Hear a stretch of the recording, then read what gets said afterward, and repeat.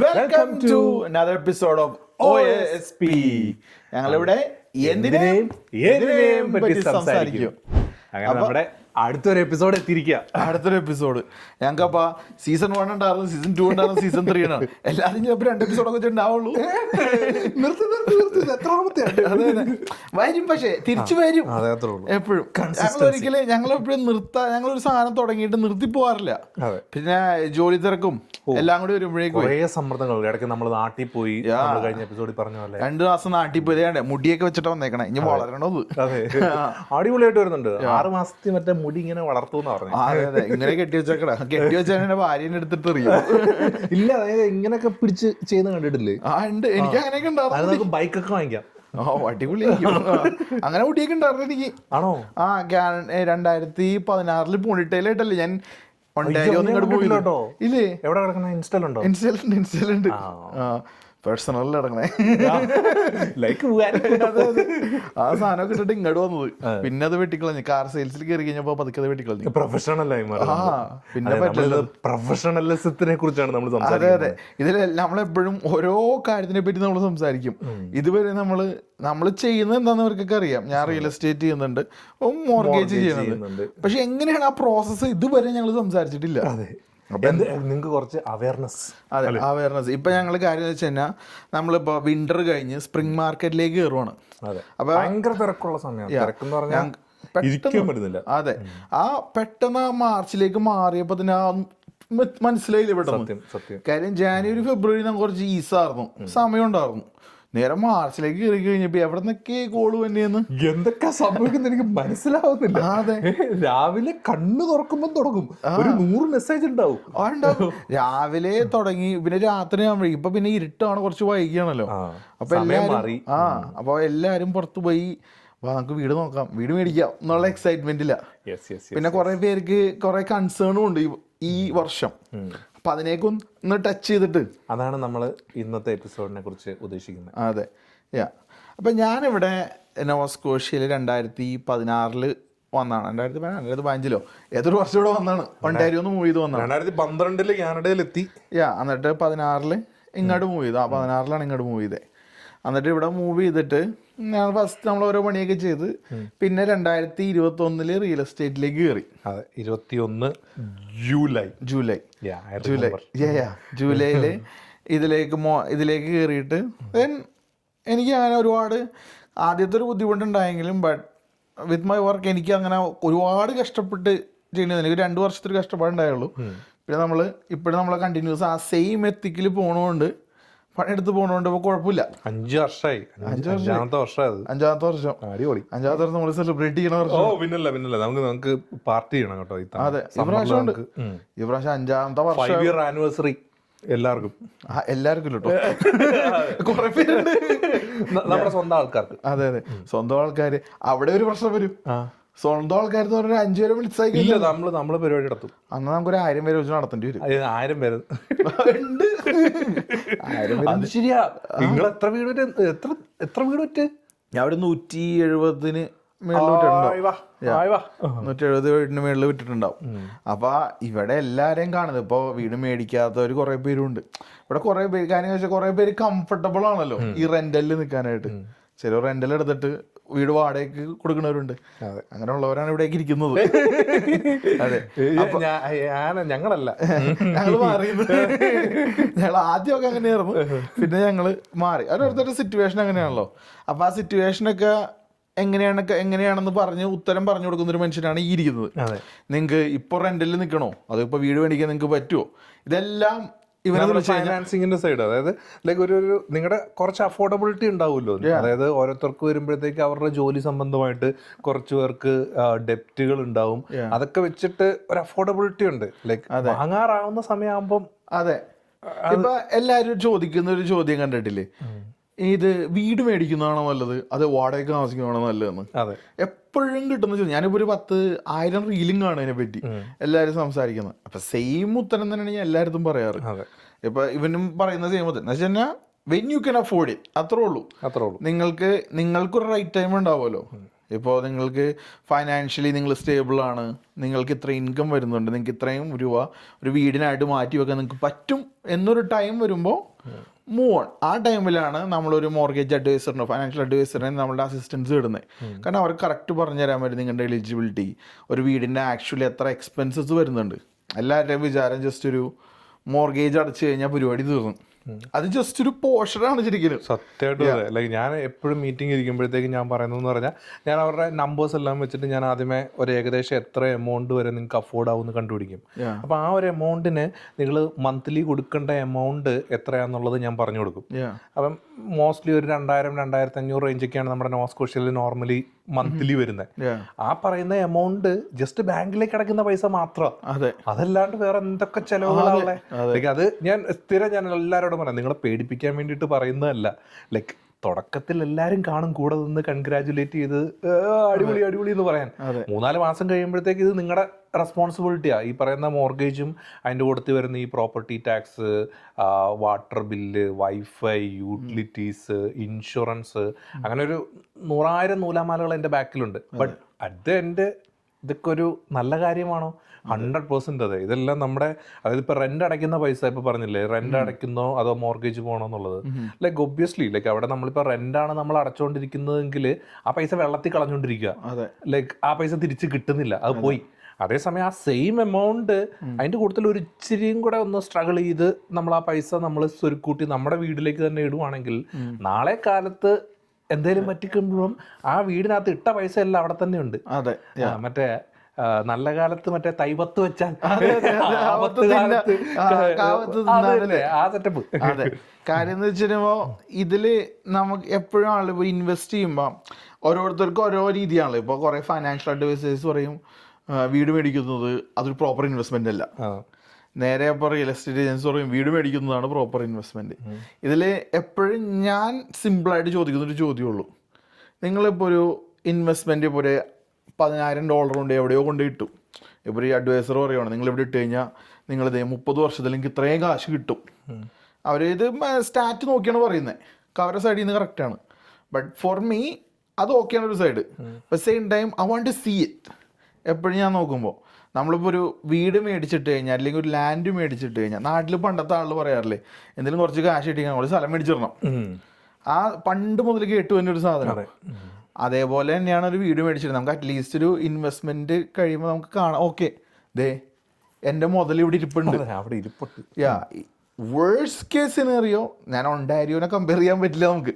ഒണ്ടാരിയോയിലൊക്കെ കാരണം വെച്ചാൽ ഭയങ്കര ഓവർ പ്രൈസിൽ വിറ്റു. അല്ലെങ്കിൽ അത് ഈ അവിടുത്തെ ആൾക്കാരുടെ തന്നെ കുഴപ്പങ്ങളാ. ലൈക്ക് അവിടെ നിന്നൊക്കെ എന്തുമാത്രം ആൾക്കാർ കരഞ്ഞു വിളിക്കുന്നുണ്ടെന്നറിയോ.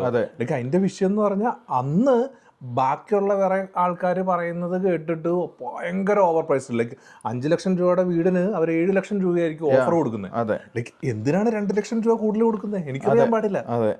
ലൈക്ക് അങ്ങനെ കൂട്ടിയത് അതൊരു ബബിളായിരുന്നു. അത് ഭയങ്കര അവിടുത്തെ ആൾക്കാർ ഇങ്ങനെ ഇപ്പൊ കൂടും എന്ന് പറഞ്ഞുകൊണ്ട് ബബിൾ ഉണ്ടാക്കി ഒറ്റപ്പൊട്ടൽ. അപ്പം അതിന്റെ ഒറിജിനൽ പ്രൈസിലേക്ക് തിരിച്ചു വന്നു. ഇവിടെ അങ്ങനെ ഇതുവരെ സംഭവിച്ചിട്ടില്ല. ഇവിടെ അങ്ങനെ കുറച്ചുപേര് മേടിച്ചിട്ടുണ്ടോ, അത് മോസ്റ്റ്ലി മേടിച്ചിരിക്കുന്നത് ഔട്ട് ഓഫ് പ്രൊവിൻസിൽ നിന്ന് വീട് കാണാതെ വന്ന് മേടിച്ചവരാ കൂടുതൽ, അങ്ങനെ കാശ് കൊടുത്ത് മേടിച്ചാണ്. അല്ലാണ്ട് ഇവിടെ ഇരുന്നവർ ഒരിക്കലും വീട് 2 ലക്ഷം $3 ലക്ഷം ഓവർ പ്രൈസ് ചെയ്ത് മേടിച്ചിട്ടില്ല. അങ്ങനെ അധികം പേര്, കുറച്ച് പേര് മേടിച്ചിട്ടുണ്ടാവും. എൻ്റെ പേഴ്സണലി എൻ്റെ ഒരു ക്ലയൻറ്റ് പോലും മേടിച്ചിട്ടില്ല. അതെനിക്ക് ഗ്യാരണ്ടി എഴുതി എവിടെയെങ്കിലും വെക്കാൻ പറ്റുന്നതാ. കാരണം ഞാൻ ചിന്തിക്കുന്നത് ഫ്യൂച്ചറിൽ ഒരു 2 വർഷം 3 വർഷം കഴിയുമ്പോൾ ഇവർ വിൽക്കാൻ പറയുമ്പോൾ നമ്മൾക്കൊരു അറ്റ്ലീസ്റ്റ് ഇത് വേണ്ടേ. അതെ, കാര്യം ഇപ്പം അതുകൊണ്ടാണ് എപ്പോഴും ഒരു മേടിക്കുമ്പോൾ ഒരു എക്വിറ്റി എന്ന് പറഞ്ഞ സാധനം ഞാൻ നോക്കുമ്പോൾ എനിക്ക് വീടാണ് എപ്പോഴും ഒരു ഇൻവെസ്റ്റ്മെന്റ് ആയിട്ട് എനിക്ക് തോന്നുന്നത്. സാധനം വാങ്ങുമ്പം അത് ബേസിക്കലി നാളെ അത് വെച്ചിട്ട് നാം എന്താണ് ചെയ്യുന്നത് എന്നുള്ളൊരു സാധനം ചിന്തിച്ചിട്ടാണ്. അല്ലാണ്ട് ഇപ്പൊ കാണുന്ന ആ മോഡിയിലല്ല. ലൈക്ക് ഇപ്പൊ ആ സാധനം നമ്മളിപ്പോ ഒരു 20 വർഷത്തേക്ക് താമസിക്കാനായിട്ടാണെങ്കിൽ ഗോ ഫോർ ഇറ്റ്. നിങ്ങൾക്ക് ഇഷ്ടമുള്ള ഒരു സാധനം പോയി വാങ്ങിക്കുക. അതല്ല ലൈക്ക് ഇതെന്റെ ഒരു സ്റ്റാർട്ടിങ് അല്ലെങ്കിൽ കുറച്ച് നാളത്തേക്ക്, അത് കഴിഞ്ഞിട്ട് എന്റെ സിറ്റുവേഷൻ എനിക്ക് ഉറപ്പായിട്ടും ബെറ്റർ ആകും എന്ന് തോന്നുന്ന ഒരു മനുഷ്യന്മാരാണെങ്കിൽ ലൈക്ക് ബൈറ്റസ് ലൈക്ക് നാളെ അത് വിൽക്കാനായിട്ടാകുമ്പോൾ ഇക്വിറ്റി ഉള്ള പ്രോപ്പർട്ടി, അല്ലെങ്കിൽ നാളെ അത് അറ്റ്ലീസ്റ്റ് റെന്റിന് കൊടുക്കാൻ പറ്റുന്ന സെറ്റപ്പിലുള്ള വീടുകൾ അങ്ങനെ നോക്കി വേണം നമ്മൾ വാങ്ങിക്കുക എന്നുള്ളതാണ് ഞാൻ എപ്പോഴും പറയാം. അതെ, അത് എപ്പോഴും ഒരു എക്വിറ്റി ബിൽഡ് ചെയ്യാൻ പറ്റുന്ന ഒരു സാധനമായിരിക്കണം. അത് നമ്മൾക്ക് കൺട്രോൾ ചെയ്യാൻ പറ്റുന്ന എക്വിറ്റിയാണത് ശരിക്കും. ഇപ്പോൾ വീടെന്ന് പറയുമ്പോൾ നമുക്ക് ഇപ്പോൾ ഒരു റെൻ്റൽ പൊട്ടൻഷ്യൽ ഉള്ളതാണെങ്കിൽ, ഒരു ഇൻലോ സ്വീറ്റ്, ഒരു വാക്കൗട്ട് ബേസ്മെൻ്റ് ഉള്ള പ്രോപ്പർട്ടി ആണെങ്കിൽ നമുക്ക് വേണമെന്നുണ്ടെങ്കിൽ ഒരു കിച്ചണൊക്കെ പടന്നിട്ട് ഒരു റെൻ്റൽ ഓപ്ഷൻ ആക്കാൻ പറ്റുന്നൊരു ഓപ്ഷൻ ഉണ്ട് ഇതിനകത്ത്. നേരെ തിരിച്ച് ഒരു ഇൻവെസ്റ്റ്മെൻറ്റ് നമ്മളൊരു $10,000 ഇപ്പോൾ RRSPയിലോ TFSലോ എവിടെയെങ്കിലും ഇട്ടിട്ട് നമ്മൾ ബോണ്ട് പർച്ചേസ് ചെയ്തു അല്ലെങ്കിൽ സ്റ്റോക്ക് പർച്ചേസ് ചെയ്തു, നമുക്ക് ഒരിക്കലും കൺട്രോൾ ചെയ്യാൻ പറ്റില്ല. ഈ RRSP എന്ന് പറഞ്ഞ സാധനത്തിന് എനിക്ക് ഇഷ്ടമല്ല. എന്താ അത് പറഞ്ഞു കൊടുക്ക്. അല്ല, ഐ മീൻ ലൈക്ക് അത് ലൈക്ക് റിട്ടയർമെന്റ് സേവിങ്സ് പ്ലാൻ ആണ്. അതെ, ലൈക്ക് അതിൽ നിന്ന് നമുക്ക് അതിനകത്തോട്ട് നമ്മൾ പൈസ ഇടുമ്പം ലൈക്ക് അതിനകത്ത് വൺ ഓഫ് ദ ഏറ്റവും ബെസ്റ്റ് സാധനം എന്ന് പറഞ്ഞാൽ ഈ എംപ്ലോയീസ് ആയിട്ടുള്ള ലൈക്ക് എനിക്ക് ഇഷ്ടപ്പെടാത്ത കാരണം ഞാൻ സെൽഫ് എംപ്ലോയിഡ് ആയതുകൊണ്ടാണ്. ഇപ്പം എംപ്ലോയി ഒരു 9 to 5 വർക്ക് ചെയ്യുന്ന ഒരു പുള്ളിയാണ്.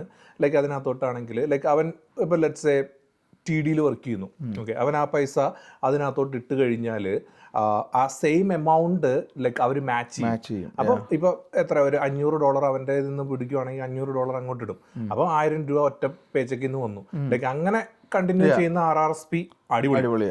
അതല്ലാണ്ട് കൊണ്ട പൈസ അതിനകത്തോട്ട് കൊണ്ടെടുത്തില്ലേ, ലിറ്ററലി അത് ലോക്കായി കിടക്കുക. അതെ, ഒന്നും ചെയ്യാൻ പറ്റില്ല. 60 വയസ്സ് കഴിയുമ്പോഴത്തേക്ക് നമുക്ക് ഉപയോഗിക്കാൻ പറ്റും. അതെ, അത് എടുക്കണമെന്നുണ്ടെങ്കിൽ നമ്മൾ ടാക്സ് അടയ്ക്കണം. കാരണം അതിന്റെ ബെനിഫിറ്റ് നമ്മൾ ഓൾറെഡി വാങ്ങിച്ചു. അതെ, അത് നമ്മൾ മറക്കരുത്.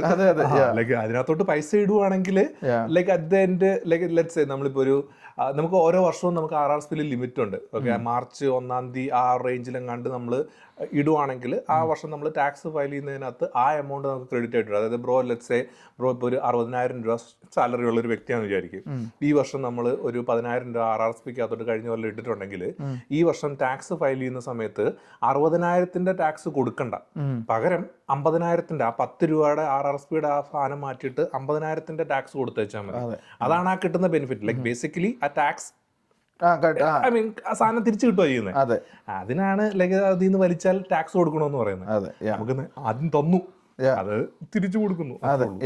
അത് പ്രോപ്പർലി ഇപ്പോൾ ചില ബാങ്കുകളാണെങ്കിലും ജസ്റ്റ് നമുക്ക് RRSP തുറന്നിടാം, പക്ഷേ ആ കാശിന് ഗ്രോത്ത് ഒന്നുമില്ല വലിയ കാര്യമായിട്ട്. എന്ന് വെച്ചാൽ പ്രോപ്പർലി ഇൻവെസ്റ്റ് ചെയ്യാൻ പറ്റുന്ന നല്ലൊരു ഫൈനാൻഷ്യൽ അഡ്വൈസേഴ്സ് ഉണ്ടെങ്കിൽ ഓഫ് കോഴ്സ് അവർ ആ കാശ് വെച്ചിട്ട്, കാരണം നല്ല പ്രോപ്പർലി ചെയ്യുന്നവർ അതിനനുസരിച്ച് കാശ് മേടിക്കും അവർ. കാര്യം അവർക്ക് മാനേജ്മെന്റ് എക്സ്പെൻസ് എന്ന് പറഞ്ഞുകൊണ്ട് ഇൻവെസ്റ്റ്മെന്റ് എക്സ്പെൻസ് എന്ന് പറഞ്ഞൊരു ഫീസ് ഉണ്ട്. അതെ, അല്ലാണ്ട് ഫ്രീ ആയിട്ട് ആർക്കും ഒന്നും തരത്തില്ല. ഇല്ല, അതാണ് എല്ലാവരും പറയാറല്ലോ, ഇത് ഫ്രീ ആയിട്ട് നിങ്ങൾക്ക് ഇൻവെസ്റ്റ്മെന്റ് ചെയ്തു തരാം. ഫ്രീ ആയിട്ട് ഇൻവെസ്റ്റ്മെന്റ് ചെയ്തുമ്പോൾ ആ രീതിയിലുള്ള നോട്ടൊക്കെ കാണുള്ളൂ അതിനകത്ത്. ഈ ഇൻവെസ്റ്റ്മെന്റിൽ ഫ്രീ ആയിട്ട് റിയൽ എസ്റ്റേറ്റ് മോർഗേജ് എന്ന് പറയുമ്പോൾ ഇത് ഫ്രീ ആയിട്ടുള്ളതാണ്. ഇപ്പോൾ ഒരു ആസ് എ ബയർ അവർക്ക് ഒരു ചെലവില്ലാത്ത കാര്യം അത്, അല്ലേ? ബയർ സൈഡിൽ നോക്കുമ്പോൾ ഒരു ചെലവില്ല. കാരണം എല്ലാവരും വേറൊരു ചോദ്യം കൂടി എപ്പോഴും ചോദിക്കാറുള്ളതാണ്, നിങ്ങളുടെ ഫീസ് ഫ്രീ ആണെന്ന്, പിന്നെ വിളിച്ചാൽ പക്ഷെ ഞങ്ങൾക്ക് പൈസ കിട്ടും. അല്ലാണ്ട് ഈ പണിക്ക് നിൽക്കേണ്ട കാര്യമില്ലല്ലോ. അതെ, ആസ് എ ബയർ നിങ്ങളുടെ സൈഡിൽ നിന്ന് നോക്കുമ്പോൾ ഒരിക്കലും ബയറിന് ബയേഴ്സ് ഏജന്റിന് ഒരിക്കലും പേ ചെയ്യേണ്ട ആവശ്യമില്ല. കാരണം സെല്ലേഴ്സാണ് പേ ചെയ്യുന്നത്. അതെ, ഈവൻ ഓൺ എ കോൺട്രാക്ട്. എനിക്കൊരു കുറച്ച് പേര് ഇപ്പോൾ നമ്മൾ കോൺട്രാക്ട് ശരിക്കും വായിച്ച് നോക്കി കഴിഞ്ഞാൽ മനസ്സിലാവും, ഇൻ കേസ് സെല്ലർ കാശ് തന്നില്ലെങ്കിൽ ആര് തന്നെ എന്നുള്ള ചോദ്യം ആ കോൺട്രാക്റ്റിലുണ്ടാവും. അത് ബയർ തന്നെ ഒന്ന് അതിൽ എഴുതാറുണ്ട്. ഇതുവരെ ബയർ തന്നെ ഒന്ന് ആ കോൺട്രാക്റ്റിൽ എഴുതും. കോൺട്രാക്റ്റിൽ എന്ന് വെച്ചാൽ അത് ബ്രോക്കറേജ് കോൺട്രാക്റ്റ് ആണ്. നോവ സ്കോഷ്യ അസോസിയേഷൻ ഓഫ് റിയൽറ്റേഴ്സിന്റെ കോൺട്രാക്റ്റ് ആണ്, സ്റ്റാൻഡേർഡ് കോൺട്രാക്റ്റ്. അതിനകത്ത് നമുക്ക് മാറ്റം വരുത്താൻ പറ്റില്ല. ഞാൻ എല്ലായിടത്തും പറയണത്, ഞാൻ കുറച്ച് സ്ഥലത്തേക്ക് ഇമെയിലൊക്കെ അയച്ചു കൊടുത്തിട്ടുണ്ട് അഷൂർ ചെയ്യാനായിട്ട്. അവരുടെ നിങ്ങൾ തരണ്ട. ഇപ്പൊ സെല്ലർ എങ്ങാനും പറയുവാണ് നിങ്ങൾ എനിക്ക് തരാൻ പറ്റില്ല, അവർ ഓൾറെഡി കോൺട്രാക്റ്റിൽ എഴുതിയിട്ടുണ്ട് നമ്മൾ ഇത്രയും കമ്മീഷൻ അവർ തരുമെന്ന്. എങ്ങാനും അവർ ബ്രീച്ച് ചെയ്ത് കഴിഞ്ഞാൽ ഞാൻ വേണമെങ്കിൽ ഒരെണ്ണത്തിൽ എഴുതി തരാം, നിങ്ങൾ തരണ്ട, ഞാൻ ഫ്രീ ആയിട്ട് സർവീസ് ചെയ്തോളാം. ഇവിടെ വീട് വാങ്ങുന്ന ആള് അവിടെ യാതൊരു പൈസയും കൊടുക്കേണ്ട കാര്യമില്ല. ലൈക്ക് ഇപ്പം എന്റെ സൈഡ് ഞാനിപ്പോ പറയുവാണെങ്കിൽ ലൈക്ക് ഒബ്വിയസ്ലി ലൈക്ക് ഇപ്പം എനിക്ക് ശമ്പളം കിട്ടുന്നത് എവിടുന്നാന്ന് ചോദിച്ചാൽ ബാങ്കാണ് എനിക്ക് തരുന്നത്. ലൈക്ക് ഈ പറയുന്ന BMO ആവട്ടെ, സ്കോഷ്യ ആവട്ടെ, ഫസ്റ്റ് നാഷണൽ ആവട്ടെ, മെറിക്സ് ആവട്ടെ, MCAP ആവട്ടെ, ആരും ആയിക്കോട്ടെ. ലൈക്ക് ഇവരുടെ അടിക്കയിലോട്ട് നമ്മളൊരു ക്ലയന്റിനെ കൊണ്ട് കൊടുക്കുമ്പോഴത്തേക്ക് അവര് ഫൈൻഡേഴ്സ് ഫീ, ആ ഒരു ക്ലയന്റിനെ ഫൈൻഡ് ചെയ്ത് അവർക്ക് കൊടുത്തതിന് ഇടയ്ക്ക് നിൽക്കുന്ന എനിക്ക് കിട്ടുക. ഓപ്പോസിറ്റ് നിൽക്കുന്ന ആൾക്ക് നമ്മൾ സർവീസ് ആണ് കൊടുക്കുന്നത്. നമുക്കറിയാവുന്ന കാര്യങ്ങൾ നമ്മൾ പറഞ്ഞു കൊടുക്കുന്നു. അവർക്ക് നമ്മുടെ സർവീസ് ഇഷ്ടപ്പെട്ടാൽ they will come and like we will help them to get it. അവിടുന്ന് നമുക്ക് എന്തെങ്കിലും ശമ്പളം തരും. അതെ, ഇപ്പോൾ ആ സൈഡിൽ നിന്ന് നോക്കിക്കഴിഞ്ഞാൽ അതാണ്. അപ്പോൾ സെല്ലേഴ്സ്, അപ്പോൾ നേരെ തിരിച്ച് വിൽക്കാൻ നേരത്താണെങ്കിൽ ഓഫ് കോഴ്സ് ഇപ്പോൾ ഇവന് അങ്ങനത്തെ ഫീസൊന്നുമില്ല. ബട്ട് ഇല്ല അതില്ല.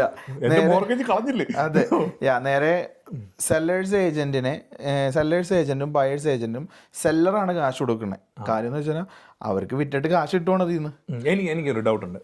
സേ നമ്മളിപ്പോൾ എന്താ ഒരു വീട് നമ്മൾ വിൽക്കാനായിട്ട് വെക്കുന്നു, ഓക്കെ, അപ്പോൾ അതിനകത്ത് ലൈക്ക് ആ സെല്ലർ എന്ന് പറയുന്ന വ്യക്തി എങ്ങനെയാണ് ലൈക്ക് ഐ മീൻ എവിടേക്കാ ഫീസ് കൊടുക്കണ്ടേ? സിമ്പിളായിട്ട് മെയിനായിട്ടൊരു എക്സ്പെൻസ് വരുന്നത് കമ്മീഷനാണ് ഏറ്റവും വലിയ എക്സ്പെൻസ് വരുന്നത്. ഒരു ആവറേജ് കമ്മീഷൻ പോകുന്നത് 4% ആണ്. ഇപ്പോൾ ഞാനിപ്പോൾ എൻ്റെ തന്നെ ബയർ ഞാൻ കൊടുത്ത വീടാണെങ്കിൽ ഓഫ് കോഴ്സ് ഞാൻ ഒരിക്കലും എൻ്റെ സൈഡ് ഞാൻ എപ്പോഴും ഇച്ചിരി ചീപ്പറായിരിക്കും മേടിക്കുന്നത്. കാരണം I want to make sure they make more money. അപ്പോൾ പക്ഷേ നമ്മൾ ബയേഴ്സ് ഏജന്റ് എപ്പോഴും സ്റ്റാൻഡേർഡ് ഒരു 2%, 2.5% എന്താണ് കോൺട്രാക്ട്, അത് നമ്മൾ കൊടുക്കണം. ഓക്കെ, ഒരാൾക്ക് വീട് വിൽക്കണമെങ്കിൽ ഈ MLS-നകത്തോട്ട് ഇടുന്നതിന്റെ ആ കാര്യങ്ങളൊക്കെ എങ്ങനെയാണ്? എന്ന് വെച്ചാൽ അതിന്റെ ഫീസിന്റെ കാര്യം ഞാൻ പറയാം. പിന്നെ അതിനകത്ത് തന്നെ ഫീസ് ലോയർ ഫീസാണ് വരുന്നത്.